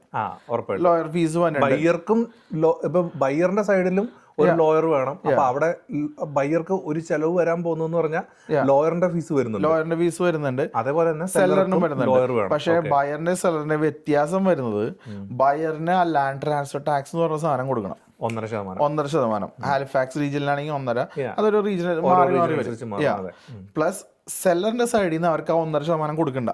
കാരണം ഓൾറെഡി അവർ മേടിക്കാൻ നേരത്ത് കൊടുത്ത കാശാണ്, വിൽക്കാൻ നേരത്തെ ആ കാശ് കൊടുക്കണ്ട. എന്താണ് ലാൻഡ് ട്രാൻസ്ഫർ ടാക്സ് എന്ന് ഞാൻ എപ്പോഴും പറഞ്ഞു കൊടുക്കുന്ന കാര്യം എന്താണെന്നറിയോ? അതായത് ഇപ്പം എൻ്റെ പേരിലിരിക്കുന്ന വീട് ഞാനിപ്പം ബ്രോയുടെ പേരിലേക്ക് ആ ഓണർഷിപ്പ് പേര്, അതായത് ആ വീടിന്റെ ഓണർഷിപ്പിന്റെ പേര് എൻ്റെ പേരിൽ നിന്ന് മാറ്റി ബ്രോയുടെ പേരിലേക്ക് മാറ്റുന്നതിന് ഗവൺമെന്റിന് കൊടുക്കുന്ന ടാക്സ്, ആധാരെഴുത്ത് പരിപാടി, ആ ടാക്സ് ആണ് 1.5% ഗവൺമെന്റ്. നമ്മുടെ നോസ്കോഷ്യയിൽ ചില പ്രൊവിൻസിൽ 1%, ചില സ്ഥലങ്ങളിൽ കൗണ്ടീസിൽ 1% ഉണ്ട്, ചിലടത്ത് 1.2 ഉണ്ട്. നോർമലി എപ്പോഴും ഒരു 1.5 ആണ് ഒരു ഐഡിയൽ. അതാണ് ലാൻഡ് ട്രാൻസ്ഫർ ടാക്സ് എന്ന് പറയുന്ന സാധനം. അതെ, അത്രേ ഉള്ളൂ. അപ്പോൾ സെല്ലറിന്റെ സൈഡിൽ നിന്ന് വരുമ്പോൾ ആകെ ഈ മെയിൻ ആയിട്ടുള്ള എക്സ്പെൻസ് വരുന്ന ഇതാണ്. പിന്നെ ഞാൻ പ്രിഫറബിളി ഞാൻ എല്ലായിടത്തും പറയുന്ന കാര്യം, നമുക്കൊരു പ്രീ ക്ലോസിംഗ് ഇൻസ്പെക്ഷൻ ചെയ്യണമെന്ന് പറയാറുണ്ട്. അതിപ്പോൾ ബയറിന്റെ സൈഡിൽ ഇൻസ്പെക്ഷൻ ചെയ്യാറുണ്ട്. സെയിം ടൈം നമ്മൾ വിൽക്കാൻ നേരത്തെ നമ്മളുടെ പ്രോപ്പർട്ടിയിൽ എന്തെങ്കിലും കുറ്റങ്ങളുണ്ടോ എന്ന് നമുക്ക് അറിയണമല്ലോ. നേരത്തെ അറിഞ്ഞു കഴിഞ്ഞാൽ കുറേ കാര്യങ്ങൾ നമുക്ക് ഒഴിവാക്കാൻ പറ്റും. ഇപ്പോൾ ബയർ മേടിക്കുന്ന ആള് ഇൻസ്പെക്ഷൻ ചെയ്തതിൻ്റെ of course they want to negotiate. അവർക്ക് എന്തെങ്കിലും പ്രശ്നങ്ങളുണ്ടെങ്കിൽ അവർക്ക് ഫിക്സ് ചെയ്ത് മേടിക്കണമെന്നുണ്ട്. ഒരു വീടും പെർഫെക്റ്റ് അല്ല. സത്യം, ഇത് നമ്മൾ നേരത്തെ അറിഞ്ഞാൽ നമുക്കറിയാം. ആ കാര്യങ്ങളൊക്കെ മേജറായിട്ട് എന്തെങ്കിലും പ്രശ്നമുണ്ടെങ്കിൽ നമുക്ക് നേരത്തെ ഫിക്സ് ചെയ്യാം. അപ്പോൾ ചിലപ്പോൾ $1,000 ഫിക്സിന് നമ്മൾ ചിലപ്പോൾ 10,000 രൂപ കുറച്ച് കൊടുക്കണ്ട. അതെങ്കിലേക്ക് മാർക്കറ്റിൽ ആരും മേടിക്കാതെ കിടക്കണ്ട. അങ്ങനെ പ്രശ്നങ്ങൾ അറിഞ്ഞിരിക്കാൻ പറ്റും. അതെ, നേരത്തെ തന്നെ. നമ്മുടെ വീട് എപ്പോഴും നമ്മൾ താമസിക്കുമ്പോൾ എല്ലാം പെർഫെക്റ്റാ. കാര്യം വെച്ചാൽ നമ്മൾ യൂസ്ഡ് ആയി ആ വീടിനോട്. നേരെ പുറത്തുനിന്ന് ഒരാൾ വരുമ്പോൾ ചിലപ്പോൾ അത് നോട്ടീസ് ചെയ്യും. ഇവനെ സ്മെൽ അല്ലേ, നമ്മൾ വീടിനകത്തേക്ക് കയറി വരുമ്പോൾ ഒരു സ്മോക്ക് ചെയ്ത ഒരാളാണെങ്കിൽ ആ വീട്ടിൽ സ്മോക്കി സ്മെല്ല് വലിക്കാത്തൊരാൾക്ക് മനസ്സിലാവും. വലിച്ചിട്ടിരിക്കണൊക്കെ അവിടെ ഉണ്ട്, ആ സ്മെല്ല് അത് വേണം അവർക്ക്. അപ്പം അതുകൊണ്ട് ഇങ്ങനത്തെ കാര്യങ്ങളൊക്കെ എക്സ്പെൻസ് ഉള്ള. സോ വരുന്നത് പ്രീ സെല്ലിംഗ് ഇൻസ്പെക്ഷൻ ഒരെണ്ണം ചെയ്യണം നമ്മൾ. പിന്നെ ലോയർ ഫീസ് വന്നിട്ടുണ്ട്, റിയൽറ്റർ ഫീസ് വന്നിട്ടുണ്ട്. അത്രയും ആകെ വന്നുള്ളൂ. ബയറിന്റെ സൈഡിൽ നിന്ന് നോക്കുവാണെങ്കിൽ ബയറിന് ലാൻഡ് ട്രാൻസ്ഫർ ടാക്സ് വന്നിട്ടുണ്ട്, ലോയർ ഫീസ് വന്നിട്ടുണ്ട്. ഞാൻ പറയാം. ഓക്കെ, ബയറിന്റെ സൈഡിൽ നിന്ന് ലെറ്റ്സ് സേ ഞാൻ പറഞ്ഞു കൊടുക്കുന്ന കണക്ക്, ഓക്കെ, ലെറ്റ്സ് സേ ഒരു 5 ലക്ഷം രൂപയുടെ വീടെന്ന് വിചാരിക്കും കാനഡയിൽ. ഓക്കെ, 5 ലക്ഷം രൂപയുടെ വീടാണെങ്കിൽ മിനിമം ഡൗൺ പേയ്മെന്റ് അത് എപ്പോഴും 5%. ഓക്കെ, 5% ടു മേലോട്ട് നമുക്ക് എത്ര ശതമാനം വേണേലും ഇടാം. അപ്പം മിനിമം 5%. അപ്പം 5 ലക്ഷം ആണെങ്കിൽ മിനിമം 5% $25,000. രണ്ടാമത്തെ ഫീസ് 3 തരം ചെലവുകളാണ് ഞാൻ എപ്പോഴും പറഞ്ഞു കൊടുക്കുന്നത്. ഒന്നാമത്തെ സാധനമാണ് ഡൗൺ പേയ്മെന്റ്, രണ്ടാമത്തെ സാധനമാണ് ലാൻഡ് ട്രാൻസ്ഫർ ടാക്സ്. അതാണ് നേരത്തെ നമ്മൾ പറഞ്ഞ പരിപാടി. അത് 1.5%. ലെറ്റ്സ് 5 ലക്ഷം ആണെങ്കിൽ 1.5% എന്ന് പറയുമ്പോൾ ഏകദേശം $7,500. അപ്പൊ 25 പ്ലസ് 7,500 32,500. ഇനി അതല്ലാണ്ട് മൂന്നാമത്തെ ചെലവാണ് ക്ലോസിംഗ് കോസ്റ്റ്. ഈ ക്ലോസിംഗ് കോസ്റ്റ് നമ്മളെപ്പോഴും അപ് ടു 1% എന്നാണ് ഞാൻ പറയുന്നത്. അപ്പം അപ് ടു 1% ലെവലിൽ വരും ആ ചെലവ്. അത് എന്തൊക്കെയാന്ന് വെച്ചാൽ നമുക്ക് ലോയറിന്റെ ഫീസ് വരും. ലൈക്ക് ഉറപ്പായിട്ടും നമുക്കൊരു ലോയർ വേണം, അപ്പം അങ്ങേരുടെ ഫീസ് കൊടുക്കണം. 2 ടൈറ്റിൽ ഇൻഷുറൻസ് എന്ന് പറഞ്ഞൊരു സാധനം. അതായത് പറഞ്ഞാൽ ഇപ്പം ഈ വീട് കൊടുക്കുന്ന ആൾക്കുണ്ടല്ലോ, സെല്ലറുടെ ഏതെങ്കിലും ബന്ധത്തിലുള്ള ആൾക്ക് എന്തെങ്കിലും ഒക്കെ ബന്ധമുണ്ട്, അല്ലെങ്കിൽ ഇങ്ങനെ എന്തെങ്കിലും വള്ളി പിടിച്ച് നാളെ കാലത്ത് ഈ പ്രോപ്പർട്ടിക്ക് എന്തെങ്കിലും അവകാശം പറഞ്ഞു വന്നാൽ നമ്മളെ പ്രൊട്ടക്റ്റ് ചെയ്യാൻ വേണ്ടിയിട്ട് നമ്മൾ എടുക്കുന്ന ഇൻഷുറൻസ് ആണ്. അതാണ് ടൈറ്റിൽ ഇൻഷുറൻസ്. പിന്നെ ഉള്ളതെന്ന് പറഞ്ഞാൽ ബാക്കിയുള്ള ഡോക്യുമെന്റേഷൻ, കുറെ നമ്മുടെ നാട്ടിലത്തെ പോലെ എഴുത്തുകൂലികൾ ഒരു എല്ലാം കൂടെ കൂട്ടി, കൊറിയർ ചാർജ് വരെ ഉണ്ട് അതിനകത്ത്. അതെ, പ്രിന്റ് എടുക്കുന്നതിന്റെ ചാർജ് വരെ എടുക്കുന്നുണ്ട്. ഈ സാധനങ്ങളെല്ലാം അതിനകത്തോട്ട് എഴുതി വെച്ചിട്ടുണ്ട്. പിന്നുള്ളതെന്ന് പറഞ്ഞാല് നമ്മളിപ്പം വീട് ഒരു മെയ് മാസത്തിലാണ് വാങ്ങുന്നതെന്ന് വിചാരിക്കുക. ഇവിടെ പ്രോപ്പർട്ടി ടാക്സ് ഉണ്ടല്ലോ, ഞാൻ നേരത്തെ പറഞ്ഞു. പ്രോപ്പർട്ടി ടാക്സ് എന്ന് പറഞ്ഞാൽ നമ്മുടെ നാട്ടിലത്തെ വില്ലേജ് ഓഫീസ് കര അടയ്ക്കുന്ന പരിപാടി. അതേപോലെ തന്നെ കണ്ടാൽ മതി. വില്ലേജ് ഓഫീസ് നമ്മൾ എല്ലാ വർഷവും കര അടയ്ക്കണമല്ലോ നാട്ടില്. അതേപോലെ തന്നെ ഇവിടെ പ്രോപ്പർട്ടി ടാക്സ് നമ്മൾ എല്ലാ വർഷവും മുനിസിപ്പാലിറ്റിക്ക് അടക്കണം. അതിപ്പം വരുന്നത് ഏകദേശം മാർച്ചിലും ഒക്ടോബറിലും ആ ഒരു സമയത്താണ് ബില്ല് വരിക. അപ്പോൾ ലെറ്റ്സ് നമ്മൾ മെയിലാണ് വീട് വാങ്ങുന്നതെന്ന് വിചാരിക്കുക. അപ്പം പ്രീവിയസ് ഓണർ, ഞാനിപ്പോൾ എൻ്റെ വീടാണ് ഞാൻ വിൽക്കുന്നതെങ്കിൽ ഞാൻ ഓൾറെഡി മാർച്ച് അല്ലെങ്കിൽ ഏപ്രിൽ അവസാനത്തിനുള്ളിൽ ഞാൻ എൻ്റെ പ്രോപ്പർട്ടി ടാക്സ് ബില്ല് ഞാൻ ഓൾറെഡി അടച്ചു കഴിഞ്ഞിട്ടുണ്ടാവും ഒരു വർഷത്തേക്ക്. ഓക്കെ, അപ്പം മെയ് 30 വീടിൻ്റെ സെയിൽ എന്ന് വിചാരിക്കും. അപ്പം ഈ പറഞ്ഞ ഞാൻ ഓൾറെഡി മുഴുവൻ അടച്ചല്ലോ, മെയ് 30 വരെ ഞാൻ അടച്ചാൽ മതിയല്ലോ, ബാക്കി വാങ്ങുന്നയാളുടെ റെസ്പോൺസിബിലിറ്റി ആണല്ലോ. അപ്പൊ മിച്ചമുള്ള എമൗണ്ട് എനിക്ക് തിരിച്ചു വേണം. അപ്പൊ ഈ പൈസയും ഈ പറഞ്ഞ 1% ക്ലോസിംഗ് കോസ്റ്റിനകത്തോട്ട് ആഡായി വരും. അപ്പൊ ഇതെല്ലാം കൂടെ കൂട്ടി ഒരു ഏകദേശം 1% ചെലവ്. പിന്നെ വേറൊരു എക്സ്പെൻസ് ഇതിന്റെ ഇടയിൽ വരാം. എക്സ്പെൻസ് എന്ന് പറയുമ്പോൾ ഒരു ഫോർ എക്സാമ്പിൾ ആ വീട് ഓയിൽ വെച്ചാണ് ഹീറ്റ് ചെയ്യുന്നുണ്ടെങ്കിൽ, ഓയിൽ വെച്ചാണ് അല്ലെങ്കിൽ പ്രൊപ്പൈൻ വെച്ചാണ് ഹീറ്റ് ചെയ്യുന്നുണ്ടെങ്കിൽ സെല്ലർ നമുക്കത് ഫില്ല് ചെയ്ത് തന്നെ, മാക്സിമം ഫില്ല് ചെയ്ത് തന്നെ. പക്ഷെ ആ ഫില്ല് ചെയ്ത് തന്നെ സാധനത്തിന്റെ കാശ് നമ്മൾ കൊടുക്കണം. അതെനിക്ക് എപ്പോഴും ഡൗട്ട് ഉള്ള ജാതി. പിന്നെ എന്തിനാ ഇവരെ ഫില്ല് ചെയ്യുന്നത്? അത് പക്ഷെ അങ്ങനെ ചെയ്ത് കൊടുക്കണമെന്നാ. ചെയ്യാതെ കൊടുക്കുന്നവരും ഉണ്ട്, ചെയ്യാതെ കൊടുക്കുന്നവരും ഉണ്ട്. പക്ഷെ മോസ്റ്റ്ലി ടോപ്പ് ചെയ്ത് കൊടുക്കും എല്ലാവരും. അല്ലെങ്കിൽ ഇപ്പൊ ഫോർ എക്സാമ്പിൾ അവര് ഫില്ല് ചെയ്ത് വെച്ചിട്ടുണ്ടെങ്കിൽ ആ കാശ് നമ്മൾ കൊടുക്കണം. അത് പിന്നെ ഓക്കെ. ഈ അവസാന നിമിഷം മറ്റേ ഫില്ല് ചെയ്തിട്ട് അതിന്റെ പൈസ വേണമെന്ന് പറഞ്ഞാൽ 1500 രൂപ 1200 രൂപ പെട്ടെന്ന് ഓരോരുത്തരൊന്നും എന്റെ അടുത്ത് ഒരുപാട് പേര് ചോദിക്കുന്ന കാര്യം, എന്തിനാ അവര് ഫില്ല് ചെയ്യുന്നത്, എനിക്ക് വേണ്ട. അപ്പൊ ഇങ്ങനെ അൺഎക്സ്പെക്ടഡ് ആയിട്ടുള്ള അങ്ങനെ എക്സ്പെൻസ് വരും. പ്ലസ് ചില ടൈമിൽ വേറൊരു എക്സ്പെൻസ്, ചെറിയ എക്സ്പെൻസ് ആയിരിക്കും വരാൻ പോകുന്നത്. എന്തെങ്കിലും ലീസ് ട്രാൻസ്ഫർ ഒക്കെ, ഫോർ എക്സാമ്പിൾ അപ്പൊ ഒന്നില്ലെങ്കിലും പ്രൊപ്പൈൻ ടാങ്ക് ആവാം, സോളാർ ഇതൊക്കെ ഇവന്മാര് മറ്റേ ഇപ്പം എന്താ പറയാ, നമ്മളിപ്പോ ഒരു വീട് വാങ്ങിച്ചാൽ ഉറപ്പായിട്ട് ഹീറ്റ് പമ്പ് വെക്കും. 30,000 രൂപ 35,000 രൂപ എല്ലാം കൂടെ ചെലവ് വരും. അല്ലെ സോളാർ പാനൽ ഈ റേഞ്ചിൽ വരും. ഒറ്റയടിക്ക് നമുക്ക് കൊടുക്കാനില്ലെങ്കിൽ നമ്മള് ഫൈനാൻസ് ആയിരിക്കും എടുക്കുക. അപ്പം ആ വീട് വിൽക്കുന്ന സമയത്ത് ആ ഫൈനാൻസ് നമ്മൾ ഈ ബയ്യറുടെ തലയിലോട്ട് ട്രാൻസ്ഫർ ആക്കി മാറ്റും. ആ ട്രാൻസ്ഫർ ചെയ്യുമ്പോൾ ചില കമ്പനികൾ അതിനൊരു ഫീസ് മേടിക്കും. ചില കമ്പനികൾ ട്രാൻസ്ഫർ ഫീസ് എന്ന് പറഞ്ഞൊരു സാധനമുണ്ട്, അതുണ്ട്. അപ്പൊ അങ്ങനെ വില 100, 100, 200 ഒക്കെ വരുള്ളൂ. പക്ഷെ അങ്ങനെ ഒരു ഫീസൊക്കെ വരാം. അത് ചിലപ്പോ ബിക്കോസ് ഇത്രയും കാശ് അടക്കുന്ന ടൈമില് ഓൾറെഡി മേടിച്ച് കഴിയുമ്പോൾ എല്ലാവരും പാപ്പറുണ്ടാവും. അപ്പൊ 100, 200 ഒക്കെ വലിയ കാശാ. അതെല്ലാം ഒരാളും വീട് മേടിച്ചിട്ട് ഇനി എന്റെ $1,00,000 ബാക്കിയിരിക്കും ഞാൻ ഇതുവരെ കണ്ടിട്ടില്ല. ഇല്ല എന്റെ അഖിലേ അടച്ചിട്ടുണ്ട്. ഈ ക്ലോസിംഗ് കോസ്റ്റ് കഴിഞ്ഞപ്പോഴേക്കും ഇതിങ്ങനെ 2 പോക്കറ്റ് കാലിയാണ്. ഇതാണ് അവസ്ഥ. അത് എന്ന് വെച്ചാൽ ഹൗസ് ബ്രോക്ക് ആവും. നമ്മൾ ഈ കോസ്റ്റുകൾ വരുന്നതാണ് കുറെ, മോസ്റ്റ്ലി കുറെ വൺ ടൈം പേയ്മെന്റ് ആണ്. It's a good asset. It's not a bad credit, it's a good credit. നമ്മള് വീട് ഇപ്പോ നമ്മളിപ്പോ എവിടെ ഏത് നാട്ടിൽ വീട് മേടിച്ചാലും നാട്ടിൽ മേടിക്കുമ്പോൾ ആധാരത്തിന്റെ ഒരു കാശാണ്. അത് ചീപ്പൊന്നുമല്ല നാട്ടിൽ ചെയ്യാൻ. സെയിം ഇവിടെ അങ്ങനെ തന്നെയാണ്. എത്രയോ ആളുടെ അല്ലെങ്കിൽ ഇപ്പൊ നാട്ടില് തന്നെ ഞാൻ ചിലടത്ത് കണ്ടിട്ടുണ്ട്. ലൈക്ക് ഐ മീൻ വർഷങ്ങളായിട്ട് ഇങ്ങനെ ആഗ്രഹിച്ചിരിക്കുക ഒരു വീട്. ലൈക്ക് അതേപോലെ തന്നെയാണ് ഇവിടെയും. ലൈക്ക് ലൈഫിലെ ഒരു മൊമെന്റിൽ at one point everybody will buy a home for sure. അതെ. അപ്പം ലൈക്ക് നമുക്ക് ഏറ്റവും ഈസിയിൽ ഏറ്റവും ബെസ്റ്റ് ആയിട്ട് നമുക്ക് വാങ്ങിക്കാനായിട്ട് പറ്റുവാണെങ്കിൽ യെസ്. നാട്ടിലൊരു കാര്യം പറഞ്ഞപ്പോഴാണ് എനിക്കൊരു കാര്യം പറയാനുള്ളത്. ഇവിടത്തെ നാട്ടിൽ മേടിക്കുന്നതിലും ഭയങ്കര എളുപ്പമാണ് ഇവിടെ വീട് മേടിക്കാൻ. നമുക്കിപ്പോ അല്ല പറഞ്ഞാണ്, അല്ല ഞാനും നാട്ടിൽ മേടിച്ചിട്ടുള്ള വീട്ടുകാരൊക്കെ തന്നെ വീടുകളാണ്. പക്ഷെ എന്നാലും നമുക്ക് അവിടെ നോക്കുമ്പോൾ ഒരിക്കലും അവിടെ $0 ഡൗൺ പേയ്മെന്റിൽ വീട് മേടിക്കാൻ പറ്റില്ല. അല്ലേ? ആ കാര്യം വെച്ചാൽ നമ്മുടെ നാട്ടില് ബാങ്കുകളിൽ ഇറങ്ങി നടക്കണം, ഒരു ലോൺ തരാമോ, ഒരു ലോൺ തരാമോ. ഇവിടെ ഗവൺമെന്റ് പറയും ഒരെണ്ണം മേടിച്ചിട്ട് പോണ വഴിക്ക്. ഇതാണ് ഇവിടുത്തെ ഗവൺമെന്റ് പറയുന്നത്. ഓ സത്യം സത്യം സത്യം. ലൈക്ക് ഓരോ ഐ മീൻ ലൈക്ക് ഓരോ പ്രൊവിൻസിലും വ്യത്യാസം ഉണ്ട് കേട്ടോ. ഞാൻ നോവസ്കോഷ്യനെ പറ്റി സംസാരിക്കണുള്ളൂ, ഒണ്ടാരിയെ പറ്റി ഞാൻ സംസാരിക്കുന്നതിനാ. വേറെ വാൻകൂവറിനെ പറ്റി നമ്മൾ സംസാരിക്കേണ്ട ആവശ്യമില്ലല്ലോ, നമുക്ക് വിൽക്കാൻ പറ്റില്ല. അപ്പൊ ഇവിടെ ഗവൺമെന്റ് ഇപ്പൊ കൊടുക്കുന്ന, എനിക്ക് ഓൾ ഓവർ കാനഡ എനിക്ക് പറ്റില്ല, ഓടി നടക്കാൻ പറ്റില്ല, ഫ്ലൈറ്റ് പിടിച്ചു പോവാം. പിന്നെ ലൈക്ക് ഞാൻ പറഞ്ഞുതരാം, Nova's question down payment assistance program, അതാണ് നമ്മുടെ 0% ഡൗൺ പേയ്മെന്റ് കിടിലം പ്രോഗ്രാം. അതായത് ഇവിടെ നമ്മുടെ ലൈക്ക് ഓരോ കൗണ്ടി അനുസരിച്ച് വ്യത്യാസമുണ്ട്. ഇപ്പൊ ഹാലിഫാക്സിലാണെങ്കിൽ, നോവസ്കോഷ്യ ഹാലിഫാക്സിലാണെങ്കിൽ 5,70,000 രൂപയുടെ വീടുകൾക്ക് 5% ഗവൺമെന്റ് തരും. ഓക്കെ, അപ്പൊ അതായത് ലൈക്ക് ലിറ്ററലി മിച്ചമുള്ള ഞാൻ ആ പറഞ്ഞ 1.5% ലാൻഡ് ട്രാൻസ്ഫർ ടാക്സും 1% ക്ലോസിംഗ് കോസ്റ്റും കൊടുത്തുവെച്ചാൽ മതി. മിച്ചമുള്ള പൈസ നമ്മുടെ ഗവൺമെന്റ് തരും. അത് എങ്ങനെയാന്ന് ചോദിച്ചാൽ 0% ഡൗൺ പേയ്മെന്റ് ആണ്, സത്യമാണ്. ലൈക്ക് ഗവൺമെന്റ് തരും, പക്ഷെ ആ പൈസ നമ്മൾ തിരിച്ചു കൊടുക്കണം.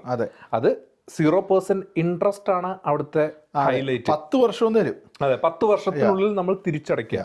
ഇവിടുത്തെ എന്തായാലും എനിക്കത് ഇഷ്ടപ്പെട്ടതിന്റെ കാരണം ഇവിടെ എല്ലാവരും പേയ്മെന്റ് ടു പേയ്മെന്റ് ആണല്ലോ. അതെ, എല്ലാവരും ഈ പേച്ചക്ക് ഈ പേച്ചക്ക് വരും പോകുന്ന.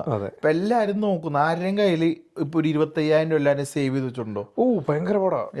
സെയിം ടൈം ഇപ്പൊ 250 രൂപ എക്സ്ട്രാ ഒരാൾക്ക് അടയ്ക്കാൻ പറ്റുമോ? അത് മോസ്റ്റ്ലി പറ്റും. അപ്പൊ അതുകൊണ്ടാണ് ഈ പ്രോഗ്രാം ഭയങ്കര ഇമ്പോർട്ടന്റ് ആയിട്ടുള്ളത്, അല്ലേ? വേറെ അക്കൗണ്ടിൽ ഇപ്പൊ ഹാലിഫാക്സിൽ 570 കാര്യം. അതേപോലെ മാറി നമ്മുടെ കേപ്പ് ബ്രിട്ടൺ, സിഡ്നി ഏരിയയിലാണെങ്കിൽ 3 ലക്ഷം രൂപ വരെ. ലൈക്ക് ഇപ്പോൾ ട്രൂറോയിൽ വ്യത്യാസമാണ്, യാർമോത്തിൽ വ്യത്യാസമാണ്. ലൈക്ക് ഓരോ പ്രൊവിൻസിലും like I mean like let's province അല്ല, ലൈക്ക് കൗണ്ടീസിൽ ലെറ്റ്സ് കേപ്പ് ബ്രിട്ടനിലൊക്കെ ആണെങ്കിൽ ഒരു 3 ലക്ഷം രൂപയ്ക്ക് ഇവിടുത്തെ 5,70,000 ലെവലിലുള്ള വീട് കിട്ടും. അവിടെ പോയിട്ട് 5 ലക്ഷം കൊടുക്കേണ്ട കാര്യമില്ല. അപ്പൊ 3 ലക്ഷം വരെയുള്ള വീട്, അങ്ങനെയാണ് അവരത് തരംതിരിച്ചിരിക്കുന്നത്. ബട്ട് സ്റ്റിൽ കിടിലം പ്രോഗ്രാമാണ്. നമ്മുടെ കയ്യിൽ നിന്ന് ഫസ്റ്റ് ടൈം ആദ്യത്തെ വീട് വാങ്ങുന്ന ആൾക്കാർക്ക് മാത്രമേ കിട്ടത്തുള്ളൂ. ഫസ്റ്റ് ടൈം ഹോം ബയറിന് PR ആയിരിക്കണം, അല്ലെങ്കിൽ കനഡിയൻ സിറ്റിസൺ ആയിരിക്കണം. Annual family income 1,40,000. അതായത് ഇപ്പം നമ്മൾ രണ്ടുപേരും ആണെങ്കിൽ ബ്രോയ്ക്ക് ഒരു 50,000 രൂപ സാലറി, എനിക്കൊരു 40,000 രൂപ സാലറി, ലൈക്ക് ഉള്ളെങ്കിൽ 90,000 ഉള്ളൂ. All good, like you can buy. അതേസമയം ഒരു RN ഉള്ള ഒരു ഫാമിലി, അവർക്കൊരു 90,000 സാലറി പ്ലസ് ഒരു എന്താ പറയുക, ഒരു എഞ്ചിനീയർ ആണ്, ഒരു 60,000 രൂപ സാലറി ഉണ്ട്. രണ്ടോടെ കൂട്ടുമ്പോഴത്തേക്ക് 150 അപ്പൊ 145 മുകളിലായി. അവർക്ക് പറ്റത്തില്ല. 1 രൂപ പോലും കൂടുതലായി കഴിഞ്ഞാൽ കിട്ടില്ല. 1 രൂപ പോലും കൂടുതലായി കിട്ടത്തില്ല. വിഷയ എത്രയോ തവണ കൂട്ടി വരും. കാര്യം എന്ന് വെച്ചിട്ടുണ്ടെങ്കിൽ ഇതിനകത്ത് അവർ കൂട്ടുന്നത് നമ്മുടെ സാലറി മാത്രമല്ല, അതും ശ്രദ്ധിക്കേണ്ട കാര്യമുണ്ട്. കാര്യം ഇതിനകത്ത് പിള്ളേരുടെ ചൈൽഡ് കെയർ ബെനിഫിറ്റ് വരുന്നത് കൂട്ടുകാര്. അതെ, അപ്പൊ ഇത് എല്ലാം കൂട്ടും. അപ്പൊ ഞങ്ങളുടെ ഫാമിലി ഇൻകം 145 താഴെ ആയാലും നമ്മുടെ 570 നമ്മുടെ ഇവിടെ ഹാലിഫാക്സിൽ നമുക്ക് 0 ഡൗൺ പേയ്മെന്റിൽ 10 വർഷത്തെ ഇൻട്രസ്റ്റ് ഫ്രീ ലോൺ ആയിട്ട് ഡൗൺ പേയ്മെന്റ് ഒന്നൊരു വീട് മേടിക്കാം. നമ്മൾ കൂട്ടുകാരൻ്റെ പൈസ വാങ്ങിച്ചിട്ട് അടയ്ക്കുന്നു. 10 വർഷത്തിൽ അവന് തിരിച്ചു കൊടുത്താൽ പലിശയും കൊടുക്കണ്ട. എന്ന് വെച്ചാൽ ഒരു ഗിഫ്റ്റ് ആയിട്ട് തരുവാണ്, നിങ്ങൾ മേടിക്ക്, ഒന്ന് മേടിക്കൂ പ്ലീസ്, ഞങ്ങൾ ഇത്രയൊക്കെ പറയുന്നില്ലേ. അപ്പൊ അതിനെപ്പറ്റി കൂടുതൽ അറിയണമെന്നുണ്ടെങ്കിൽ ഞങ്ങൾ രണ്ടുപേരും നിങ്ങൾക്ക് റീച്ച് ഔട്ട് ചെയ്യാം കേട്ടോ. പിന്നെ ഉറപ്പായിട്ടും അത് ഞങ്ങൾ ഒരു ഫ്രീ ഓഫ് കോസ്റ്റ് നമ്മൾ ചെയ്ത് കൊടുക്കും. നാളെ എനിക്ക് അപ്പോയിന്റ്മെന്റ് ഉണ്ട് രാവിലെ 11 മണിക്ക്. അപ്പൊ ഇതേപോലെ ഇങ്ങനെ ഒരുപാട് പേര് ചോദിക്കുന്നുണ്ട്. നമ്മളിടക്കിടക്ക് കേസ് വർക്കറൊക്കെ ഇപ്പൊ എന്റെ ബടിപിടിയാ. ഇവര് കാര്യം നമ്മള് പോയി എപ്പോഴും നമ്മുടെ തന്നെ ക്ലയൻസ് ഒരുപാട് പേര് നമ്മളത് യൂസ് ചെയ്യാൻ നമ്മൾ പ്രൊമോട്ട് ചെയ്യാറുണ്ട്. കയ്യിലെ കാശ് അവിടെ ഇരിക്കട്ടെ. അതെ, എന്തിനാണ് ഒറ്റയടിക്ക് തീർക്കുന്നത്? അതെ, കാശിന് ഇഷ്ടംമാതിരി ചെലവുകൾ വരുന്നത്. കാശ് ഇപ്പൊ 25,000 അല്ലെങ്കിൽ 30,000 സേവ് ചെയ്യാൻ വർഷങ്ങൾ എടുക്കും. സ്പെൻഡ് ചെയ്യാൻ ഇങ്ങനെ സെൻഡ് ചെയ്യാം നമുക്ക്. നോർത്ത് അമേരിക്കയില് ഇപ്പൊ നാട്ടിലും അതേപോലെ തന്നെയാന്ന് തോന്നുന്നു. ഓർമ്മിപ്പിക്കില്ലേ, നാട്ടിൽ പോയ കാശൊക്കെ പൊട്ടിയ. ആ കാര്യം പറഞ്ഞു വന്നപ്പോഴാണ് നമ്മുടെ ഈ ഇടയ്ക്ക് നമ്മൾ നോവസ്കോഷ്യയില് പുതിയൊരു പ്രോഗ്രാം കേട്ടില്ലേ, മറ്റേ 2% എല്ലാവരും ഉണ്ടായിരുന്നു അതിന്റെ പുറകെ. പിന്നില്ല, ഞാനും ഇട്ടായിരുന്നു കേട്ടോ poster. Like marketing, government market ചെയ്യുക, നമുക്കൂടെ മാർക്കറ്റ് ചെയ്യാലോ. 2% കേസ്. ലൈക്ക് 2%-നകത്ത് കുറെ നിഗൂഢതകളുണ്ട്.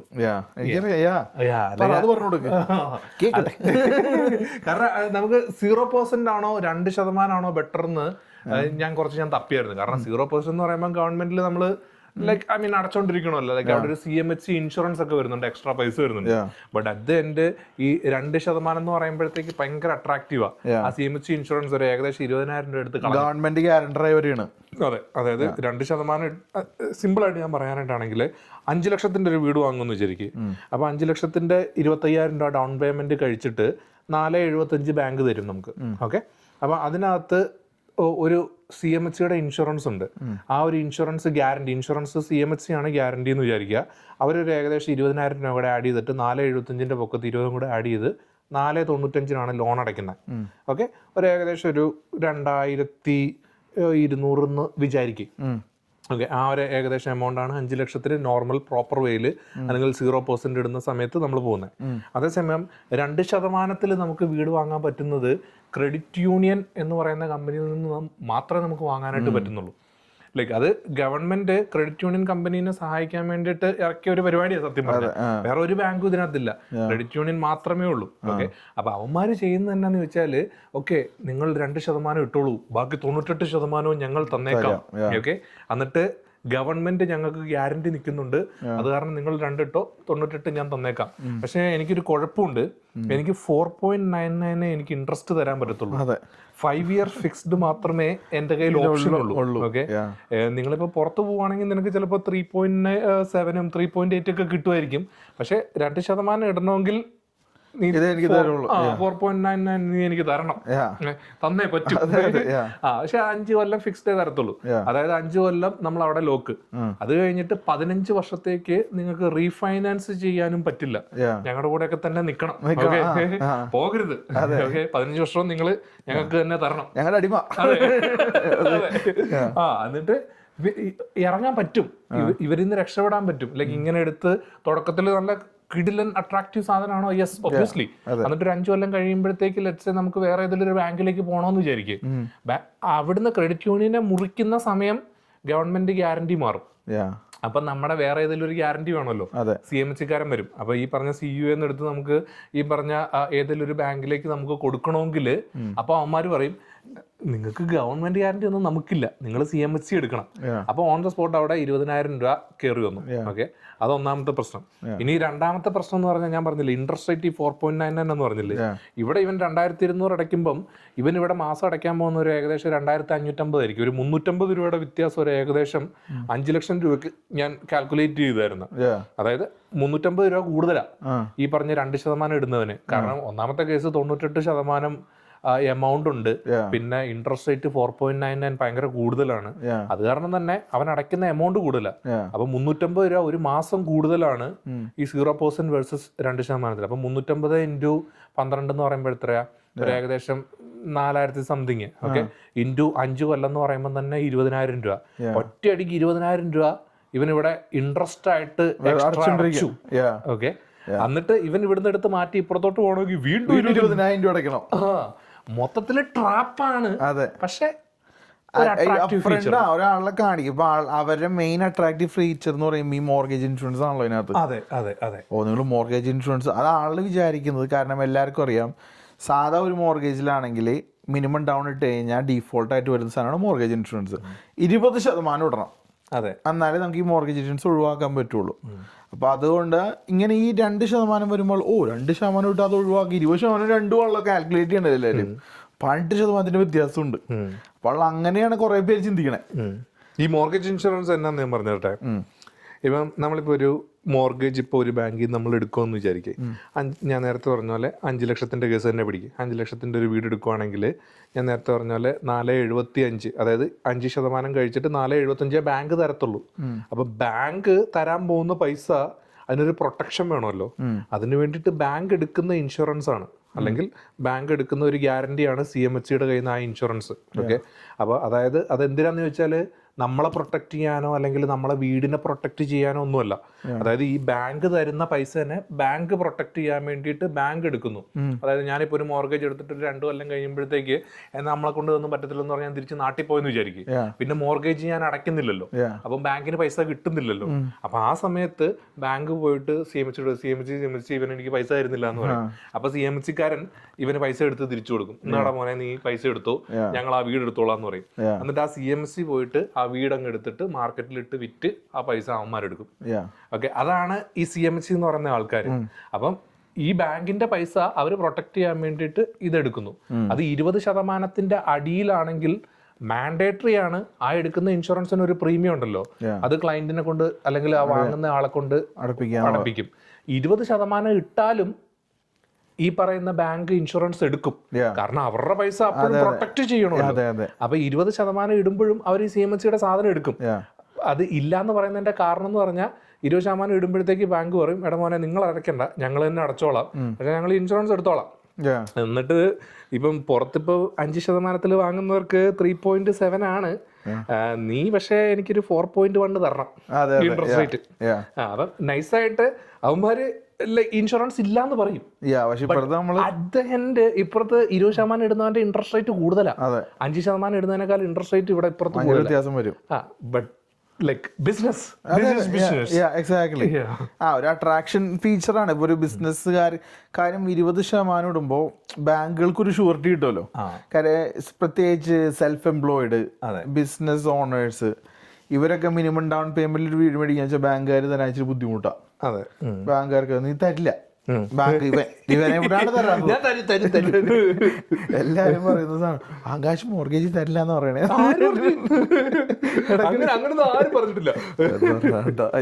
അപ്പൊ അങ്ങനത്തെ ഒരു സാധനം വരും. അപ്പൊ അവനല്ല, പക്ഷെ ഇപ്പുറത്ത് ബാങ്കിന്റെ അടുത്ത് ഓക്കെ നിങ്ങൾ ഇത്രയും കാശ് ഇട്ട് തന്നെ എന്നാലും നമുക്കൊരു ഗ്യാരണ്ടി എന്നുള്ള രീതിയിൽ തരുന്ന വലിയ വ്യത്യാസമൊന്നുമില്ല. ഈ പറഞ്ഞ പോലെ ഇൻട്രസ്റ്റ് റേറ്റ് നല്ല വ്യത്യാസം വന്നിട്ടുണ്ട്. ഇപ്പൊ നേരെ പറഞ്ഞ 0.2 ഒന്നുമല്ല, 0.5, 0.7, 0.8 ഒക്കെ വരാറുണ്ട് വ്യത്യാസം.